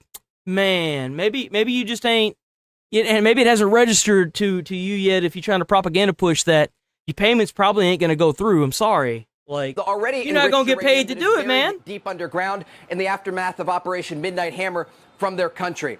If they can clearly make those agreements at the negotiating table, they may get a deal. But there are other things. Yeah, they're not even protesting anymore like they were. It's been a complete and total fat L on every fucking side of the spectrum when it comes to the systematic, like, abuse of Americans. You just keep trying to use your voice because you can't do anything else, and now you can't even afford to use your voice. That just goes to show, like, how strong America's influence is. Because America's the best country in the world, and anybody that doesn't understand that, well, maybe you should read more about your communist propaganda in your books, because that seems to be the go-to for a lot of them. Being discussed as their ballistic missile program, their support of regional proxies like Hamas, the Houthis, and Hezbollah. And so the bottom line here is that the Iranians often say one thing publicly, and then at the negotiating table, they're begging the Americans for a deal because they understand that the United States and Israel could continue fighting for months. The Iranian regime each and every day during Operation Epic Fury was degraded, and it gives them a very limited ability to respond to any future U.S. or Israeli strikes. And so we often hear this propaganda from the Iranian regime. The reality is the Iranians are in the worst position they have been in decades. Yeah, that's crazy. So you realize that we deleted all their toys. We deleted and yeeted that shit. We systematically fought back all their fake propaganda they kept trying to put out. They, for the most part, kept their foots in their mouths whenever it came to, like, the how could you do this to a race of people thing. They've tried propaganda pushing, but now that the strait's been taken over, they have no fucking money. They had their entire navy fucking sunk to the bottom and turned into coral reefs. You realize that and then now all their terrorist organizations all over the Middle East, like Hezbollah, are being systematically destroyed because Israel is sending in ground people and taking out all their big outposts. And you understand that these people, like the IRGC and the Iranian regime, not the Iranians, are being systematically annihilated for maintaining a group of people for 47 years and being just a big pile of steaming shit. And they're just so shocked and surprised now that they're losing so massively that they can't even have a rebuttal for how badly they're losing because they don't have any money to get internet to put out more fake propaganda. Like, it's insane how badly these people are getting just obliterated. It's insane. It's crazy to think the levels of just straight up annihilation that are happening is like unprecedented even. It's insane. And even if Operation Epic Fury ended today, they'd be set back for a number of years. And this really speaks to the success of those U.S. strikes against the Iranian military infrastructure. Yeah, they're losing $435 million a day. The Navy's at the bottom of the ocean. Military targets have been That's not a Navy, bro. Those were meant to be coral reefs. The second that they sent those ships out to fight American Navy vessels, They knew full well what those things were. They were not ships. They were always meant to be coral reefs. They were meant to be fish food. They were meant to be coral reefs. That was their intense purpose from day one. They didn't know that, but they were repurposed, okay? It's okay. Look, sometimes you have to be the adult in the situation and be the parent and take the toys away from the child because they don't know what to do with them. And that's okay, you know? America's really good at doing that, you know? America's really good at going into a foreign country and just turning off the lights and turning off their economy. And then, you know, reallocating all of their toys into what they should be, which is a bunch of fucking coral reefs at the bottom of the ocean. Or a big smoldering pile of ash. I mean, leadership is dead. They care a lot about, obviously, the economy. They were protesting when inflation was 40% in January. Now it's at 180%. Now, the president, I know for sure, is negotiating with the Iranians. They are hearing directly from President Trump, and he is telling them that there will be severe consequences if you do not open up the strait and you do not hand over the enriched uranium. So, Trey, it can be dude, America is the best place in the world to live. It's the best place in the world. It's amazing here. I wake up in the morning, I smell the nice American smog, and I shit red, white, and blue. It's the best country in the world, boys. Easy way or the hard way? And I imagine the hard way would be no more Karg Island. Absolutely. President Trump has been very clear. The Iranians are either going to give up their highly enriched uranium at the negotiating table, or it's going to be taken from them. And the same goes for the Strait of Hormuz. Right now, the United States has successfully blockaded all Iranian ports near the Strait of Hormuz. When you speak about just how large this is, while the strait itself at its narrowest point is around 22 miles wide, we're talking about a lot of sea here.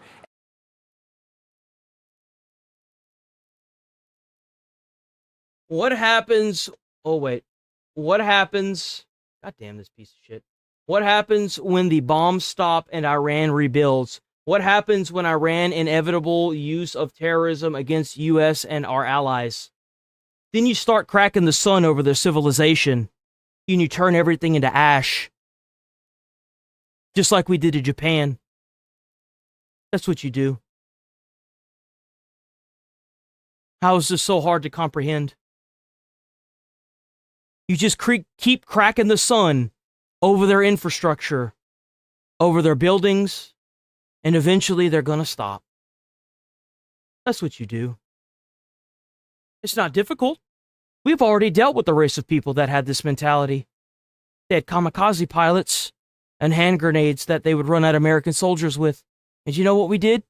We only had to crack 2 suns over their civilization, and they kneeled. You act like this is something new. We've done it before. And a lot of area to cover. And we heard yesterday that message that was sent out by the U.S. Navy to all vessels in the area, telling them very clearly, you do not have permission to enter or exit Iranian ports, and there could be consequences if vessels continue to do so. And those consequences would likely include U.S. Marines boarding these vessels and seizing them. And it just gives you a sense of how in control the United States is of this area, not just at sea, but also on land and over the skies of Iran. The Iranians, in just a matter of about 40 days, lost their ability to control the skies of their own country. The majority of their navy is currently sitting at the bottom of the sea. And you have a situation where even if the president in the future decided to order a limited ground operation to seize something like Karg Island, or even possibly get the enriched uranium in the hands of U.S. forces and remove it from the country, the Iranians would have very little in terms of options to respond or defend. And that, again, is a result of the successful U.S. strikes against the IRGC infrastructure and the power of the U.S. military. We were never going to invade Japan, guy. We were never going to invade Japan. You know why we were never going to invade Japan? Because we had another nuke lined up. It's called the Demon Core. It would have been an even bigger bomb than the first 2 that we would have cracked over their city. They surrendered because they saw the fearsome power of what it looks like when you crack an atom in half on the surface of the planet. That's why they surrendered. They looked at their fellow countrymen and saw nothing but skin left and ash where their shadow was. People were hobbling into hospitals with their eyes seared from the brightness of the sun being cracked over their own civilization. You don't fight something like that. You live through it. You survive it. You learn from it. That's what you fucking do. You don't fight something like that. No different than the Maduro men that were on his detail that were supposed to protect him. And America went up in that bitch, turned off the lights, microwaved men from the inside out. Some of those guys were probably multi-fucking warriors, like badass killer warriors that got microwaved and got to hear their friends screaming and dying off into the darkness. And we rolled right past them as they were throwing up blood and bleeding out of their nose, and they couldn't do shit besides be the peasants that they were while we went and got their leader. That's what they were. When you fuck with something that's so technologically advanced and it shows its face, well, shouldn't have done it. You shouldn't have done it. You scream death to America for 47 years, you capture and kill and torture American soldiers, and death comes knocking at your back door. Be thankful that Trump is holding back, because we got shit that you ain't never seen before, that we haven't even used yet. We got bombs that would make stuff like what happened to Hiroshima and Nagasaki look like a fucking... it'd probably sink the goddamn island. Honestly. Probably sink them. Just be thankful that Trump is going easy. All that when that pilot was rescued. Hundreds of U.S. forces on the ground inside of Iran. And when we got the details from President Trump, this was fascinating to hear. They sent in cargo planes with these U.S. forces, and they even had air defense systems that they were able to get on the ground inside of a remote. Why is there an IRGC member shoving a piece of enriched uranium up a goat's ass? Bro. The infrastructure needed for ground operations. And so, again, this just speaks to the ability of the U.S. military and the situation that Iran is currently in. Along with the Israelis. Yeah. Thanks so much, Trey. This president has ability to move the markets, I think, better than any other president before, because you see them panic at moments, and then he how's it going, Fox Crusader? You saw the S&P hit record high yesterday. You saw the price of crude oil go down, and we saw this when the tariffs first came out. There was panic, and then we saw record highs.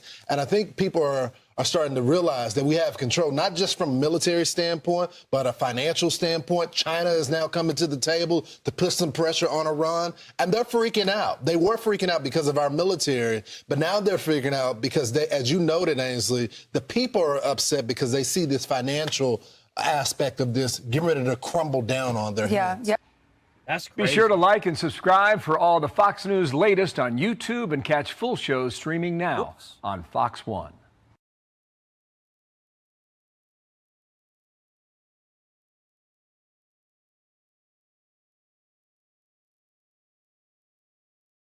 Ooh, damn! So we took their straight. So we took the straight, and we're gonna go ahead and name that bitch the Strait of America now. So it's the Strait of America, and then Trump was like, they tried to get an extension on their peace talks, right? And then Trump was like, no. See with the latest on Operation Epic Fury. Hey, Griff. Hey, Nate and Carly, good morning. Here we go. The blockade entering day 4, and in just hours, War Secretary Pete Hegseth and Joint Chiefs of Staff Dan Kane will hold their first briefing since that blockade of Iran's ports began on Monday. Now, so far, 10 vessels, including 9 oil tankers, have turned around as CENTCOM releases this audio of U.S. Navy warnings to commercial ships. All vessels are advised to immediately return to port if leaving and discontinue transit to Iran if that is your next port of call. Do not attempt to breach the blockade. Vessels will be boarded for interdiction and seizure transiting to or from an Iranian port. No. Japan is one of our greatest allies now. Japan, by the way. Japan is awesome. I'm going to go to Japan one day. Turn around and prepare to be boarded. If you do not comply with this blockade, we will use force. The whole... Ooh, they're not fucking around, man. They're not fucking around. Ooh, I love it. Go get them, boys. Interdiction and seizure transiting to or from an Iranian port. Turn around and prepare to be boarded. If you do not comply with this blockade, we will use force. The whole of the United States Navy is ready to force compliance. Now. Bro, they are not fucking around, dude. They are not fucking around. They wanted to take the Strait of Hormuz. They wanted to sit there and play this bullshit. Man, ain't it a beautiful thing? Meanwhile, at the White House, Treasury Secretary Scott Bessent saying the administration is unleashing the economic version of Operation Epic Fury to bring Iran's economy to its knees. Bro, it ain't going to its knees. That thing about the face plant if it keeps doing this. Told countries that if you are buying Iranian oil, that if Iranian money is sitting in your banks, we are now willing to apply secondary sanctions, which is a very stern measure. Holy shit. So wait a minute. Hold on. Let me lay this all out for everybody. So they took the Strait. They are boarding vessels that are Iranian flagged or vessels that they know have Iranians on it for the regime. They have frozen all the banks, and now they are implementing sanctions on any money to and from Iran. Holy fuck, this is brutal. Damn. Man, I didn't expect this. Yo, W administration. Damn, I did not expect that at all. The Iranians should know that this is going to be the financial equivalent of what we saw in the kinetic activities. Bessent also telling our Peter Ducey he's, quote, optimistic Americans can see $3 gas again by late September if the straits are fully open. Now this as Secretary of State Rubio holding a meeting with representatives from Israel and Lebanon to start potential talks about a potential ceasefire. President Trump posting on Truth Social after a Damn, meeting. even Lebanon is selling them out. Even Lebanon is selling out the Houthis. Or Hamas. They're selling out the Hamas. I don't know why the fuck I said. Why did I say fucking who? Like, why did I say that? They're selling out Hamas. So Lebanon wants to make a deal with America, so they're selling out Hamas. That's crazy. Bro, like I said, you let America clean up all your problems, man, it's going to be a paradise there. Just let America go in there and take these people out for you, man. Just let it happen. Trying to get Don't worry, we'll get rid of that nasty infection you've acquired. Breathing room between Israel and Lebanon. It has been a long time since the two leaders have spoken, like 34 years. It will happen tomorrow. Nice, President DJT. But Nate and Carly, the BBC is reporting this morning that Lebanon is denying any knowledge of historic peace talks that the president refers to in that post. So we'll see where this goes. Nate and Carly? Oh boy, we certainly will. All right, Griff Jenkins. Yeah, I think Canada's finally snapping out of it. I hope they snap out of it. Later this hour, White House Principal Deputy Press Secretary Anna Kelly will join us to share the latest on the war efforts in Iran. The White House confirming they will not be extending a ceasefire with Iran. Press Secretary Caroline $2.99 is pretty good. During a briefing. Take a listen. I mean, I don't know about you, but I'm used to like $5 a gallon. That's what I grew up around. So like $2.99 is still pretty good. You still got like almost what, $2 in there? You got some wiggle room. Shit. I'm reporting, a lot of wiggle room in that bitch. Reporting this morning that we had formally requested an extension of the ceasefire. That is not true at this moment. We remain very much engaged in these negotiations, in these talks. You heard from the vice president directly. Well, where are you staying at? Like, what state are you in that it's over $5? Because if it's California, there's a reason for it.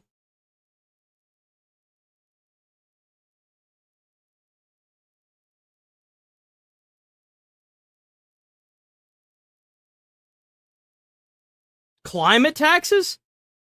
That sounds like bullshit. That sounds like bullshit. That these conversations are productive and ongoing. And I don't know about Washington. I know that California gets their gas from. There's only 2 refineries in the world that make the gas that go to California in one other state. Maybe it's Washington. I know California crying right now, boy. Ooh, they crying right now with how much they got to pay on gas. Yeah, I think it's above $5 a gallon. It's crazy high there. White House Principal Deputy Press Secretary Anna Kelly joins me now. Anna, thank you so much for joining us. So it was Tuesday when the president said that the next round of U.S.-Iran peace talks could happen over the next 2 days. Can you give us an update on that timing? Well, those talks are certainly under discussion. As Caroline, you just played it, said yesterday, these conversations ongoing. The president feels that they are productive, but they're also aided by the fact that this president... J.D. Vance didn't feel like they were very productive. Why the hell did they make J.D. Vance go all the way to what was it, like Saudi Arabia? if they couldn't even give a yes or no answer on peace, that they had to return back to their leader, whoever the hell that is. Now, what are we doing? Has leveraged, I heard you guys talk about it, an extremely successful blockade on Iranian ports. Now, maybe they thought they were going to try to get J.D. Vance, but then they realized that his detail was way too heavily armored, and they were like, yeah, no, we're not doing that. It makes me wonder. It makes you wonder. Only applies to vessels traveling in and out of Iranian ports, and this has totally neutralized not only the threat that Iran has tried to pose on the free flow of energy in the Strait of Hormuz, it's also crushing them economically. And what this is also doing, the president's preference is always diplomacy. The president tried that before Operation Epic Fury. He's trying it again because the bottom line is Iran can never possess a nuclear weapon, but it's also ensuring that our negotiators can have maximum leverage in these negotiations because, again, Iran, a country that has chanted death to America for 47 years, can never have a nuclear weapon. I'm so happy they're saying this. Say it like it is, guys. Stop being scared of everything. This is legacy media. Ain't no fucking child supposed to be watching Fox television, boys. You gotta be fucking saying that shit. I love that they're saying it like it is now. I love it. Whenever I hear a news broadcaster on Fox saying the shit that Asmongold would be saying, I know I'm in the right damn place. I know I'm in the right place. Because it's the goddamn truth. And it's about time we got some of these legacy media people stepping up to the plate and being like they're supposed to be. It's about time. Is going to ensure that happens one way or another, and I'm sure the United States and certainly Iran would prefer that happen through diplomatic measures. Yeah, well, the naval blockade on the strait is holding, and according to one estimate published by the Wall Street Journal, this could cost Iran approximately $435 million a day, including 276. Good, fuck them. That's what you get. That's what you get after we take all your toys away, and you still want to sit there and act like you big dog or king shit, Billy. Well, guess what? Now that your shit's getting taken away and your economy's about to fucking crash, and you already, apparently, I don't know how true this is, but apparently some of the, I guess, rebels in Iran have started taking over, like, synagogues and shit. So, like, because you have to keep in mind that these people are literally fighting for their lives. These, the Iran regime, the IRGC. Because if the people take over the IRGC, they're going to kill them. And if they keep doing what they're doing, America's going to kill them, and so is Israel. So, like, these people are stuck literally between a rock and a hard place, because if they surrender to the Iranian people are going to slaughter them. Because of how many people, how many loved ones have been killed in the wake of all this nonsense. So these people are literally fighting. That's probably the primary reason why they haven't surrendered yet, the IRGC and the regime that is currently occupying Iran, is because they know that either way they're going to be sentenced to death. They know this. And they don't have anything to offer to the table, so they're going to keep doing what they're doing. Million in lost exports. Those are big numbers for a country that is already struggling economically for obvious reasons. Is it the belief of the White House that Iran will ultimately choose its economy over its nuclear program? Well, as the president said, Iran desperately wants to make a deal. Of course, they were absolutely annihilated. Their navy's at the bottom of the ocean. Their ballistic missiles are destroyed in every possible way by Operation Epic Fury. So they're desperate to make a deal. But the question is whether or not they're willing to make a deal that is acceptable to the United States. Of course, that means the president's red line is they can never possess a nuclear weapon. Again, a country that has chanted death to America, death to Israel for 47 years. Thank you so much. Keep saying it, girl. Keep spitting that knowledge. Keep spitting it, because it's the fucking truth. Keep spitting it. Can never be allowed to threaten our homeland, threaten our troops ever again. So again, those yes, ma'am. Yes, ma'am. Conversations continue, and it's certainly aided by the fact that the Strait of Hormuz is open because our United States Navy is ensuring that Iran cannot further extort the entire world through subverting the free flow of energy in the Strait. Well, the president wrote on Truth Social yesterday, China is very happy that I am permanently opening the Strait of Hormuz. I'm doing it for them, also in the world. The situation will never happen again. They have agreed not to send weapons to Iran. On that last part, tell us what you can about those behind-the-scenes conversations ahead of President Trump's visit to China next month. Well, of course, I can't detail the president's private conversations without his permission. He kind of did so there. But I think the broader point is the entire world is benefiting from what the president is doing. Again, as he said, the United States has unleashed American energy. America now produces more oil than anybody else in the world. And the result of this blockade, by the way, is a lot of those tankers that were once going to Iranian ports, now they're coming to the big, beautiful Gulf of America to buy American oil. So that's right. We about to make some money, boys. We about to make some money. They coming to Gulf of America to get that oil. Someone in the comments, it was either yesterday or the day before, were saying that they sending over tankers to the Gulf of America that are empty so that way they can fill them bitches up with oil. Boys, we about to make some money. We about to sell some oil, boys. these conversations continue. Of course, the president is engaged with countries all around the world who are very grateful for what he's doing, because while the United States does not need the Strait of Hormuz, the United States alone can secure the Strait of Hormuz because we have the most powerful military in the world for the benefit of all of our fellow countries. And finally, just you know why? You know why that is? Because their shit sucks. Bro, the Royal British Navy's in like disrepair. You know the rest of those countries are cooked, right? The president is going to visit Vegas. Yeah, prior to us sending a whole bunch of coral reefs to the bottom of the ocean, the Iranian Navy was bigger than the fucking British Royal Navy. Today for a rally, Phoenix tomorrow. Tell us what the message there will be. Yes, well, the president is very excited to partake in a West Coast swing today and tomorrow. As you said, he will travel to Nevada today and Arizona tomorrow. Nevada now is the birthplace of no tax on tips. Of course, there are thousands and thousands of Americans who work in the service industry who yesterday, when they filed their taxes, are seeing big dividends. Did they really? Did they actually try to send a ship and it broke down half? Dude, that's sad. Standard deduction has increased tremendously. Tax refunds have increased. And certainly that is to the benefit of service industry. Yo, I've been hearing a lot of people be getting a lot of money back on their taxes this year. I thought it was bullshit, but the more I'm hearing, the more I'm like, oh, wow, I'm surprised. Apparently that's a thing. Who are benefiting directly from no tax on tips. So the president is excited to return to that very special state, a state that he won tremendously, to highlight his economic agenda, bringing more money, greater prosperity back to Americans in Nevada, in Arizona, and all across the country. White House Principal Deputy Press Secretary Anna Kelly, we thank you so much for your time and for joining us.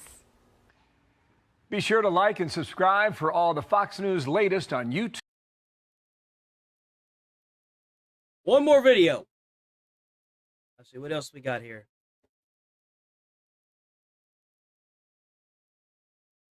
By the way, if you're new here, sub to the channel. Hit like on the stream, helps out with them views. Stick around. I'm here every single day, 7 a.m. to 8 a.m. to 11:30 a.m. Central Time. So please stick around. We're here every single day. Every single one of them days, boys. If you miss the stream, don't worry about it. The streams are always up. Always up. Do we have any new news reports? What is this?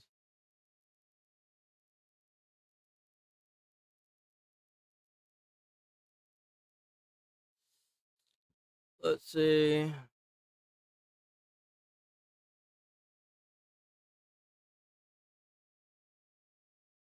What is this?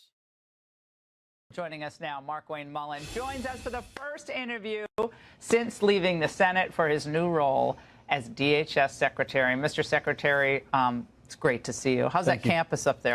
Yeah.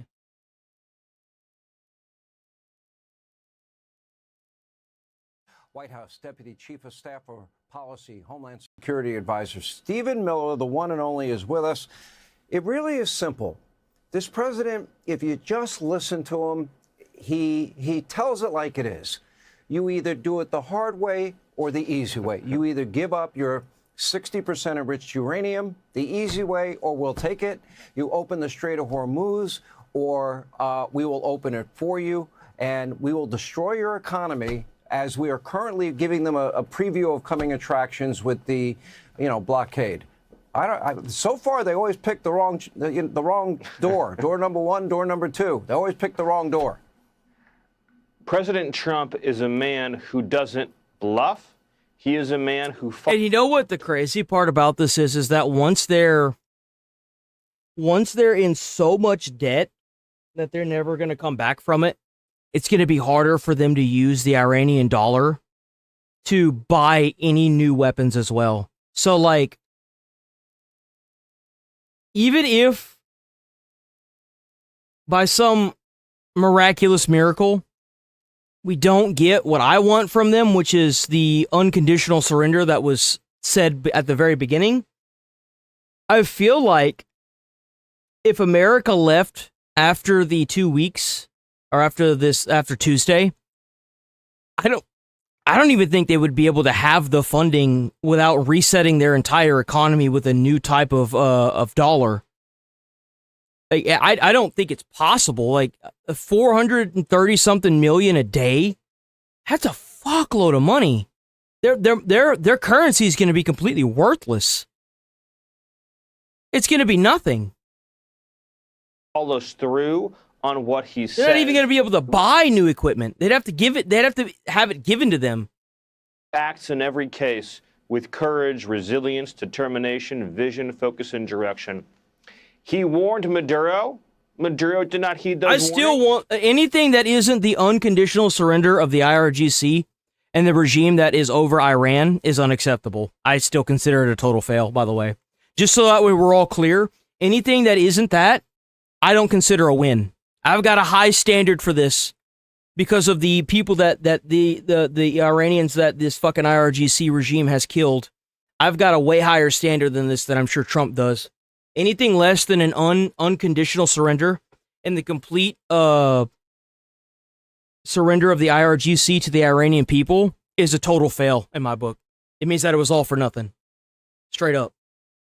And now look what happened. Look at the operation that took place in Venezuela. He warned before Midnight Hammer. Midnight Hammer happened because the Iranians did not heed those warnings. Before Operation Epic Fury, he gave Iran a chance to do the right thing. They declined, and they sustained the greatest battlefield defeat, thrashing, military annihilation we've seen in modern history. Then, after the ceasefire, President Trump said, make a deal. The Iranian terms were not satisfactory, and so President Trump flipped the tables. And it's funny because part of the ceasefire deal that they had already broke to this was to open the Strait of Hormuz, which they didn't do. And now that America blockaded that shit and is doing what it wants with the strait now, they're cooked. They're dumbasses. You're cooked. On Iran and implemented this naval blockade. And with this blockade, President Trump is resetting the entire global order because he is saying with our Navy, we can decide, and we alone can decide how rogue regimes are able to finance themselves, how they're able to operate. That's the power of American naval might, Sean. Yep. Do you agree? And we can't even use our allies to help us with this. Well, we don't know how if Japan is disheveled or not. We know Britain's completely fucking useless. Like, who knows how many of these other allies, like, how many of them have let their navies and their militaries turn to shit? How many of them have no longer, like, how many of them have less navy than the Iranian regime did prior to them getting sunk, you know? It makes you wonder, like, how much they depend on American money and American, like, military across the world when it comes to NATO and stuff. It kind of blows your mind if you start really digging into it, I feel like. This is a preview of coming attractions that the president is showing the Iranians whatever tier of leadership is left, that you will not have an economy. And it probably would take our military, correct me if I'm wrong, maybe an hour, maybe 2 hours, maximum 3 hours to wipe out Kharg Island, which would wipe out their entire economy. They're getting a taste of it now. So I would think that common sense at some point has to prevail. I am told the president also is engaged personally now on the issue, and he is being blunt, like only Donald Trump can be. Can you confirm that? Yes, Yes, so I sir. can confirm that President Trump is very much involved in negotiations as commander-in-chief. That's the best part about Trump taking office, is that there is no lack of transparency. Trump says he wants to do something and then he does it. And he says it like as a press conference too. There is no lack of transparency with this president. And it takes away the media's power to turn the narrative against the president of the United States and the administration. It does. It takes that power away. And it's a beautiful thing. It is. It's a wonderful thing. Along, of course, with the negotiating team that he assembled that has done such an incredible job. And there are at this more point. and more legacy broadcasters that are coming to terms with that fact. And that's a good thing, by the way. You want your president to be transparent. You want to know what's going on. In time. And he's been clear. President Trump is a man of peace. Yeah, besides President the Trump Epstein wants files, peace. I mean. President Trump wants stability. But President Trump has also been clear. America will not be trifled with. America will not be bullied. And America will never, ever, ever be threatened by a nuclear-armed Iran. Not now, not ever. And he has made that crystal clear, painfully clear to the Iranians. And so, yes, to your point, as President Trump has said, the United States has all of the cards. Iran has none. A military operation could wipe out their energy infrastructure for generations. He's made clear he doesn't want to do that. He wants Iran to choose the right path to make a deal. This embargo is squeezing the economic life out of the Iranian regime, and the United States has the capacity. I don't think Trump said once during this entire thing that America was losing anything. I don't think he said once that we had lost anything in the American war. I mean, in the Iran war. I don't think he did at all. I know a lot of people were mad that Iran took the Strait, but I think the world needed to learn a lesson about what happens if a bunch of terrorists are able to control something. I mean, let's be honest here. To continue this indefinitely. If Iran They took national water. That's literally what they did, because it's national water. So they took that national water over, and then America was like, yoink. Like, straight up. President Trump knows something else. He knows that American oil is the most important currency in the world, and that is why when he came into office, he unleashed American energy as never before, and that's why you see all of these ships coming to America empty and leaving laden with American energy. Do you agree with me that the odds of a reconfigured NATO or Like, you realize that these people are getting their asses handed to them so hard, they can't even let their own leader come out of his hidey hole in fear of death to do peace talks? Do you understand how badly these people are getting beat back? Like, they had a cardboard cutout of one of them at one point, and they were like kissing a chair like it had somebody in it. Like, do you understand the level of like just absolute destruction in fear that you have to have as a leader to not do a press conference talking shit about a foreign country that you bombed the night before like Trump is doing? I mean, holy shit. Talk about having your ass cut off, handed to you on a silver platter. Like, holy fuck. It's crazy. America pulling out of NATO are very high as a result of our so-called allies not even offering a little support as we take on a nuclear-armed Iran, the #1 state sponsor of terror. I think their response has been repulsive. It's been incredibly disappointing, and President Trump has spoken about this problem for years. First of all, and you know what's crazy is you can't go based on that. There's already IRGC members that are shaving their beards and running. That happened whenever the war first originally started. The IRGC members were shaving their beards and fleeing the country with their passports in hand. There was a conga line of them, of a picture that was taken of them fleeing Iran. Look here. You can have 30 leaders that all say that they're willing to die for their cause, but I guarantee you, if you keep vaporizing enough of those leaders, you're going to have one out of 30 of those men that are in that line that are going to say, nope. Nope. Nuh-uh. I'm good. So how you want to do this? You want me to like lay down arms? How do you want to come into my country? I mean, into your country. How do you want to do this? It's up to you. You know what I'm saying? Like, you're going to have that one person that's not willing to die because of my, like, it's all fun and games. Oh, I'm willing to die for this until people start dying. Just like Japan. They committed seppuku whenever the generals were losing ground in foxholes. The generals that would control that land would do themselves in, right? They would kamikaze pilot into Navy ships like what happened in Pearl Harbor. They would light grenades and run at people, but not everybody has that mentality. Not every person in that country has that I'm willing to die mentality like a lot of them like to preach. Some of them do. I'll give it to them. Some of them do. But I bet your bottom dollar, a lot more of them don't.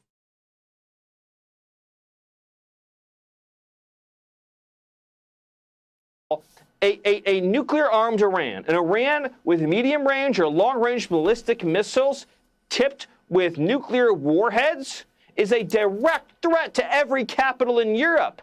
Exactly. If they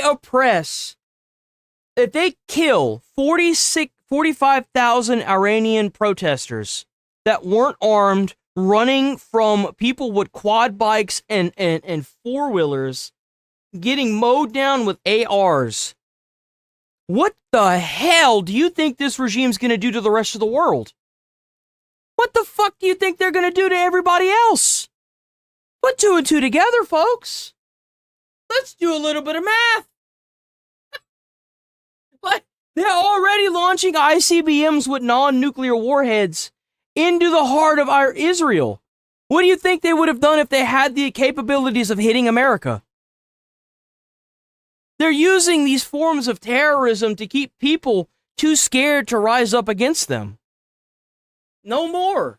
We are doing this not only in defense of America, but in defense of the free world. Oh shit, it sticks. And NATO doesn't want to help. NATO doesn't want to assist. The same NATO that the United States has been subsidizing with our taxpayer dollars for generations, the entire European welfare state was built off the backs of American military might. We invested in our military. Thank you. Jesus, fuck, it's so nice to hear somebody talking about this. So nice to hear somebody talking about this. You have no idea. We need to leave NATO. We need to get the hell out of that shit, bro. NATO is completely useless now. Whenever America is the one that is the major backbone supplying all the money and military force, they should be paying us. Like, straight up, they need to be paying us. We need to, like, make the United States Armed Forces, and what they can do, what countries can do, is pay us like a mafia group to, like, protect them. That's what needs to happen. Seriously. Whenever I hear the British Royal Navy is on the verge of being completely sank, and they don't even have enough dinghies to, like, combat something like the Iran Navy, I'm sorry, bro. You've had your time. You've had your golden age. It's over for you. You're cooked. Your politics have led to the single-handedly to the complete uselessness of your Navy. You can't be trusted to run anything. I'm sorry. Pay America and we'll take care of it. Subsidizing with our taxpayer dollars for generations, the entire European welfare state was built off the backs of American military might. We invested in our military while they invested in their welfare state. And I remember back whenever I used to think, well, we could take away from the military budget. I'm so happy we put so much money into the military budget. Because we can go around and stop a bunch of terrorists that are killing a bunch of innocent people. I have never had my eyes opened as wide as they have been in the past, 2 years. It's crazy to me.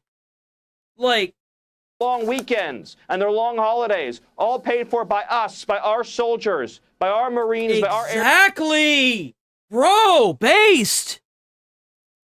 our military, well, they invested in their welfare state and their long weekends and their long He talk about all them dumbasses with that fucking, yeah, like I said, these the welfare states. Giving all our taxpayer dollars to all those fucking scammers, bro. Shit's crazy. holidays. And they get to go on all these holidays. You get to have a holiday because the American Armed Forces built this country, bitch. You wouldn't have no damn holiday. You wouldn't even be where you're at. It'd be another communist country, bro. Ain't no immigrant built this country. American Armed Forces built and protect this country. All these damn these senators and all these governors saying, well, immigrants built this country. Oh, they built this country. No, they didn't. Wouldn't be no damn country without the military, dumbass. Wouldn't be nothing. How you think you get to sit there and buy your own home and own a gun and enforce the Constitution? Wouldn't be no damn Constitution without the military, dumb fuck. The military built this country. Wouldn't be no New York without the military. Wouldn't be no Minneapolis without the military. Wouldn't be no damn California without the military. For by us, by our soldiers, by our Marines, by our airmen, our sailors. And President Trump has said the free ride is over, Sean. But the most important thing straight right now is seeing this mission through to completion. And again, President Trump has made clear he wants peace, he wants a deal, he wants Iran to choose the right path, but he will not allow Iran to pursue or... More words that don't mean anything. You know what? You're right. So I'll just let the devastation of what America does to countries that scream death to America show for itself. I don't have to bring up AI-generated videos to push a narrative. I'll just show what it looks like. I don't mind showing a bunch of terrorist huts getting blown up. It's another day in a beautiful country. Path, but he will not allow Iran to pursue or achieve nuclear weapons. And this embargo and every other option is on the table. Because at the end of the day, I don't expect somebody that's too weak to morally comprehend why America is doing this to fight in something like this. I expect somebody that has the cojones and the mentality of a non-5-year-old or somebody that has this child mentality of why can't we all get along to make sure that America stays America and not some foreign country. I'll let the people that need to be where they're at and are currently where they need to be, which is our administration, handle the future of our kids. Because I would never expect somebody that disagrees what's going on with this to understand it, comprehend it, or much less fight for the future of the generations that are going to come after us. I expect you to sit there and be a keyboard warrior and do nothing for your community except advocate for terrorism and death of American countrymen. That's what I expect from you. And while you sit there and cry and bitch and complain about it, the dedicated, hard-working soldiers that built this fucking country are going to go out there and stop these terrorists. And you can sit there behind your little keyboard and be thankful every day you're allowed to have this opposing opinion because of our military and because of the country that you live in. You can sit there and have your opposing opinion, because if you did that shit in China, if you did that shit in North Korea, you'd be removed from the fucking gene pool. Wouldn't be no more you. Be thankful you live in this country, and be thankful it is the country that it is. Anytime you see a soldier, a veteran, you shake that dude's hand, because you should know that this country is the way it is because of his hard work, dedication, and the loss of his friends around him, sometimes even family around him. His blood, sweat, and tears and loss is what built this country and made it the way it is today. Not some fucking immigrant. As President Trump seeks that final, safe, secure outcome for the people of the world. All right, Stephen Miller, thank you for joining us tonight. All right, thanks for watching. Check out my new podcast, Hanging Out with me, Sean Hannity. The big interviews, the debates you won't get anywhere else. Like and subscribe for new episodes every Tuesday and Thursday.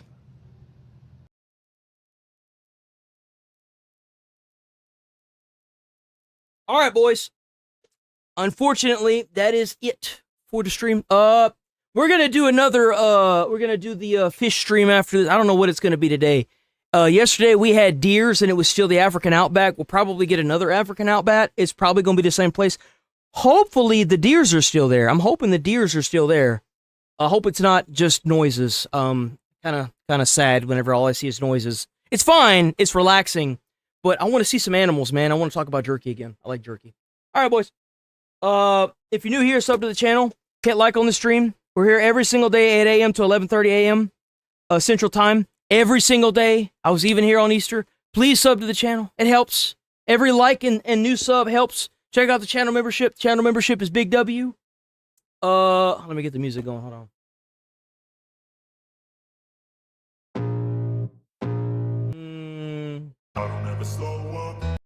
We'll do this one again.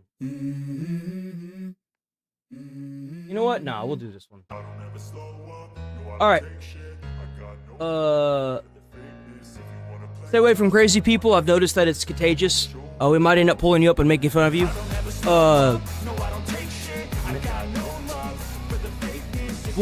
I will start another stream up after this, so stick around for that if you want to get the column after the storm. You know what I'm saying? We also try to put a smile on someone's face. You might change their whole day or their whole life. You never know. And I'll see you guys in a couple minutes. If not, I'll see y'all tomorrow. Stay safe out there. Stay friendly. W all the gifters. W channel members. W constant viewers. W people that hit like on the stream. Y'all are all awesome. Keep being you. We're going to be back in a little bit. Peace, boys. Think I'm okay at last, but I don't know if that can erase all the past and the pettiness. A reflection of the emptiness. Hilarious. You think you're with my time, you're delirious. Mysterious because you hide behind a fake exterior. Inferior, you know I'll always be a bit superior. Get off of me, this ain't no humble brag. I want you to hear words, you can say them back. I want you to feel free from the chains at last, and to believe in what you got, it was built to last, yeah. Now that I've been put through hell, I never got anyone's help. I had to do it all myself.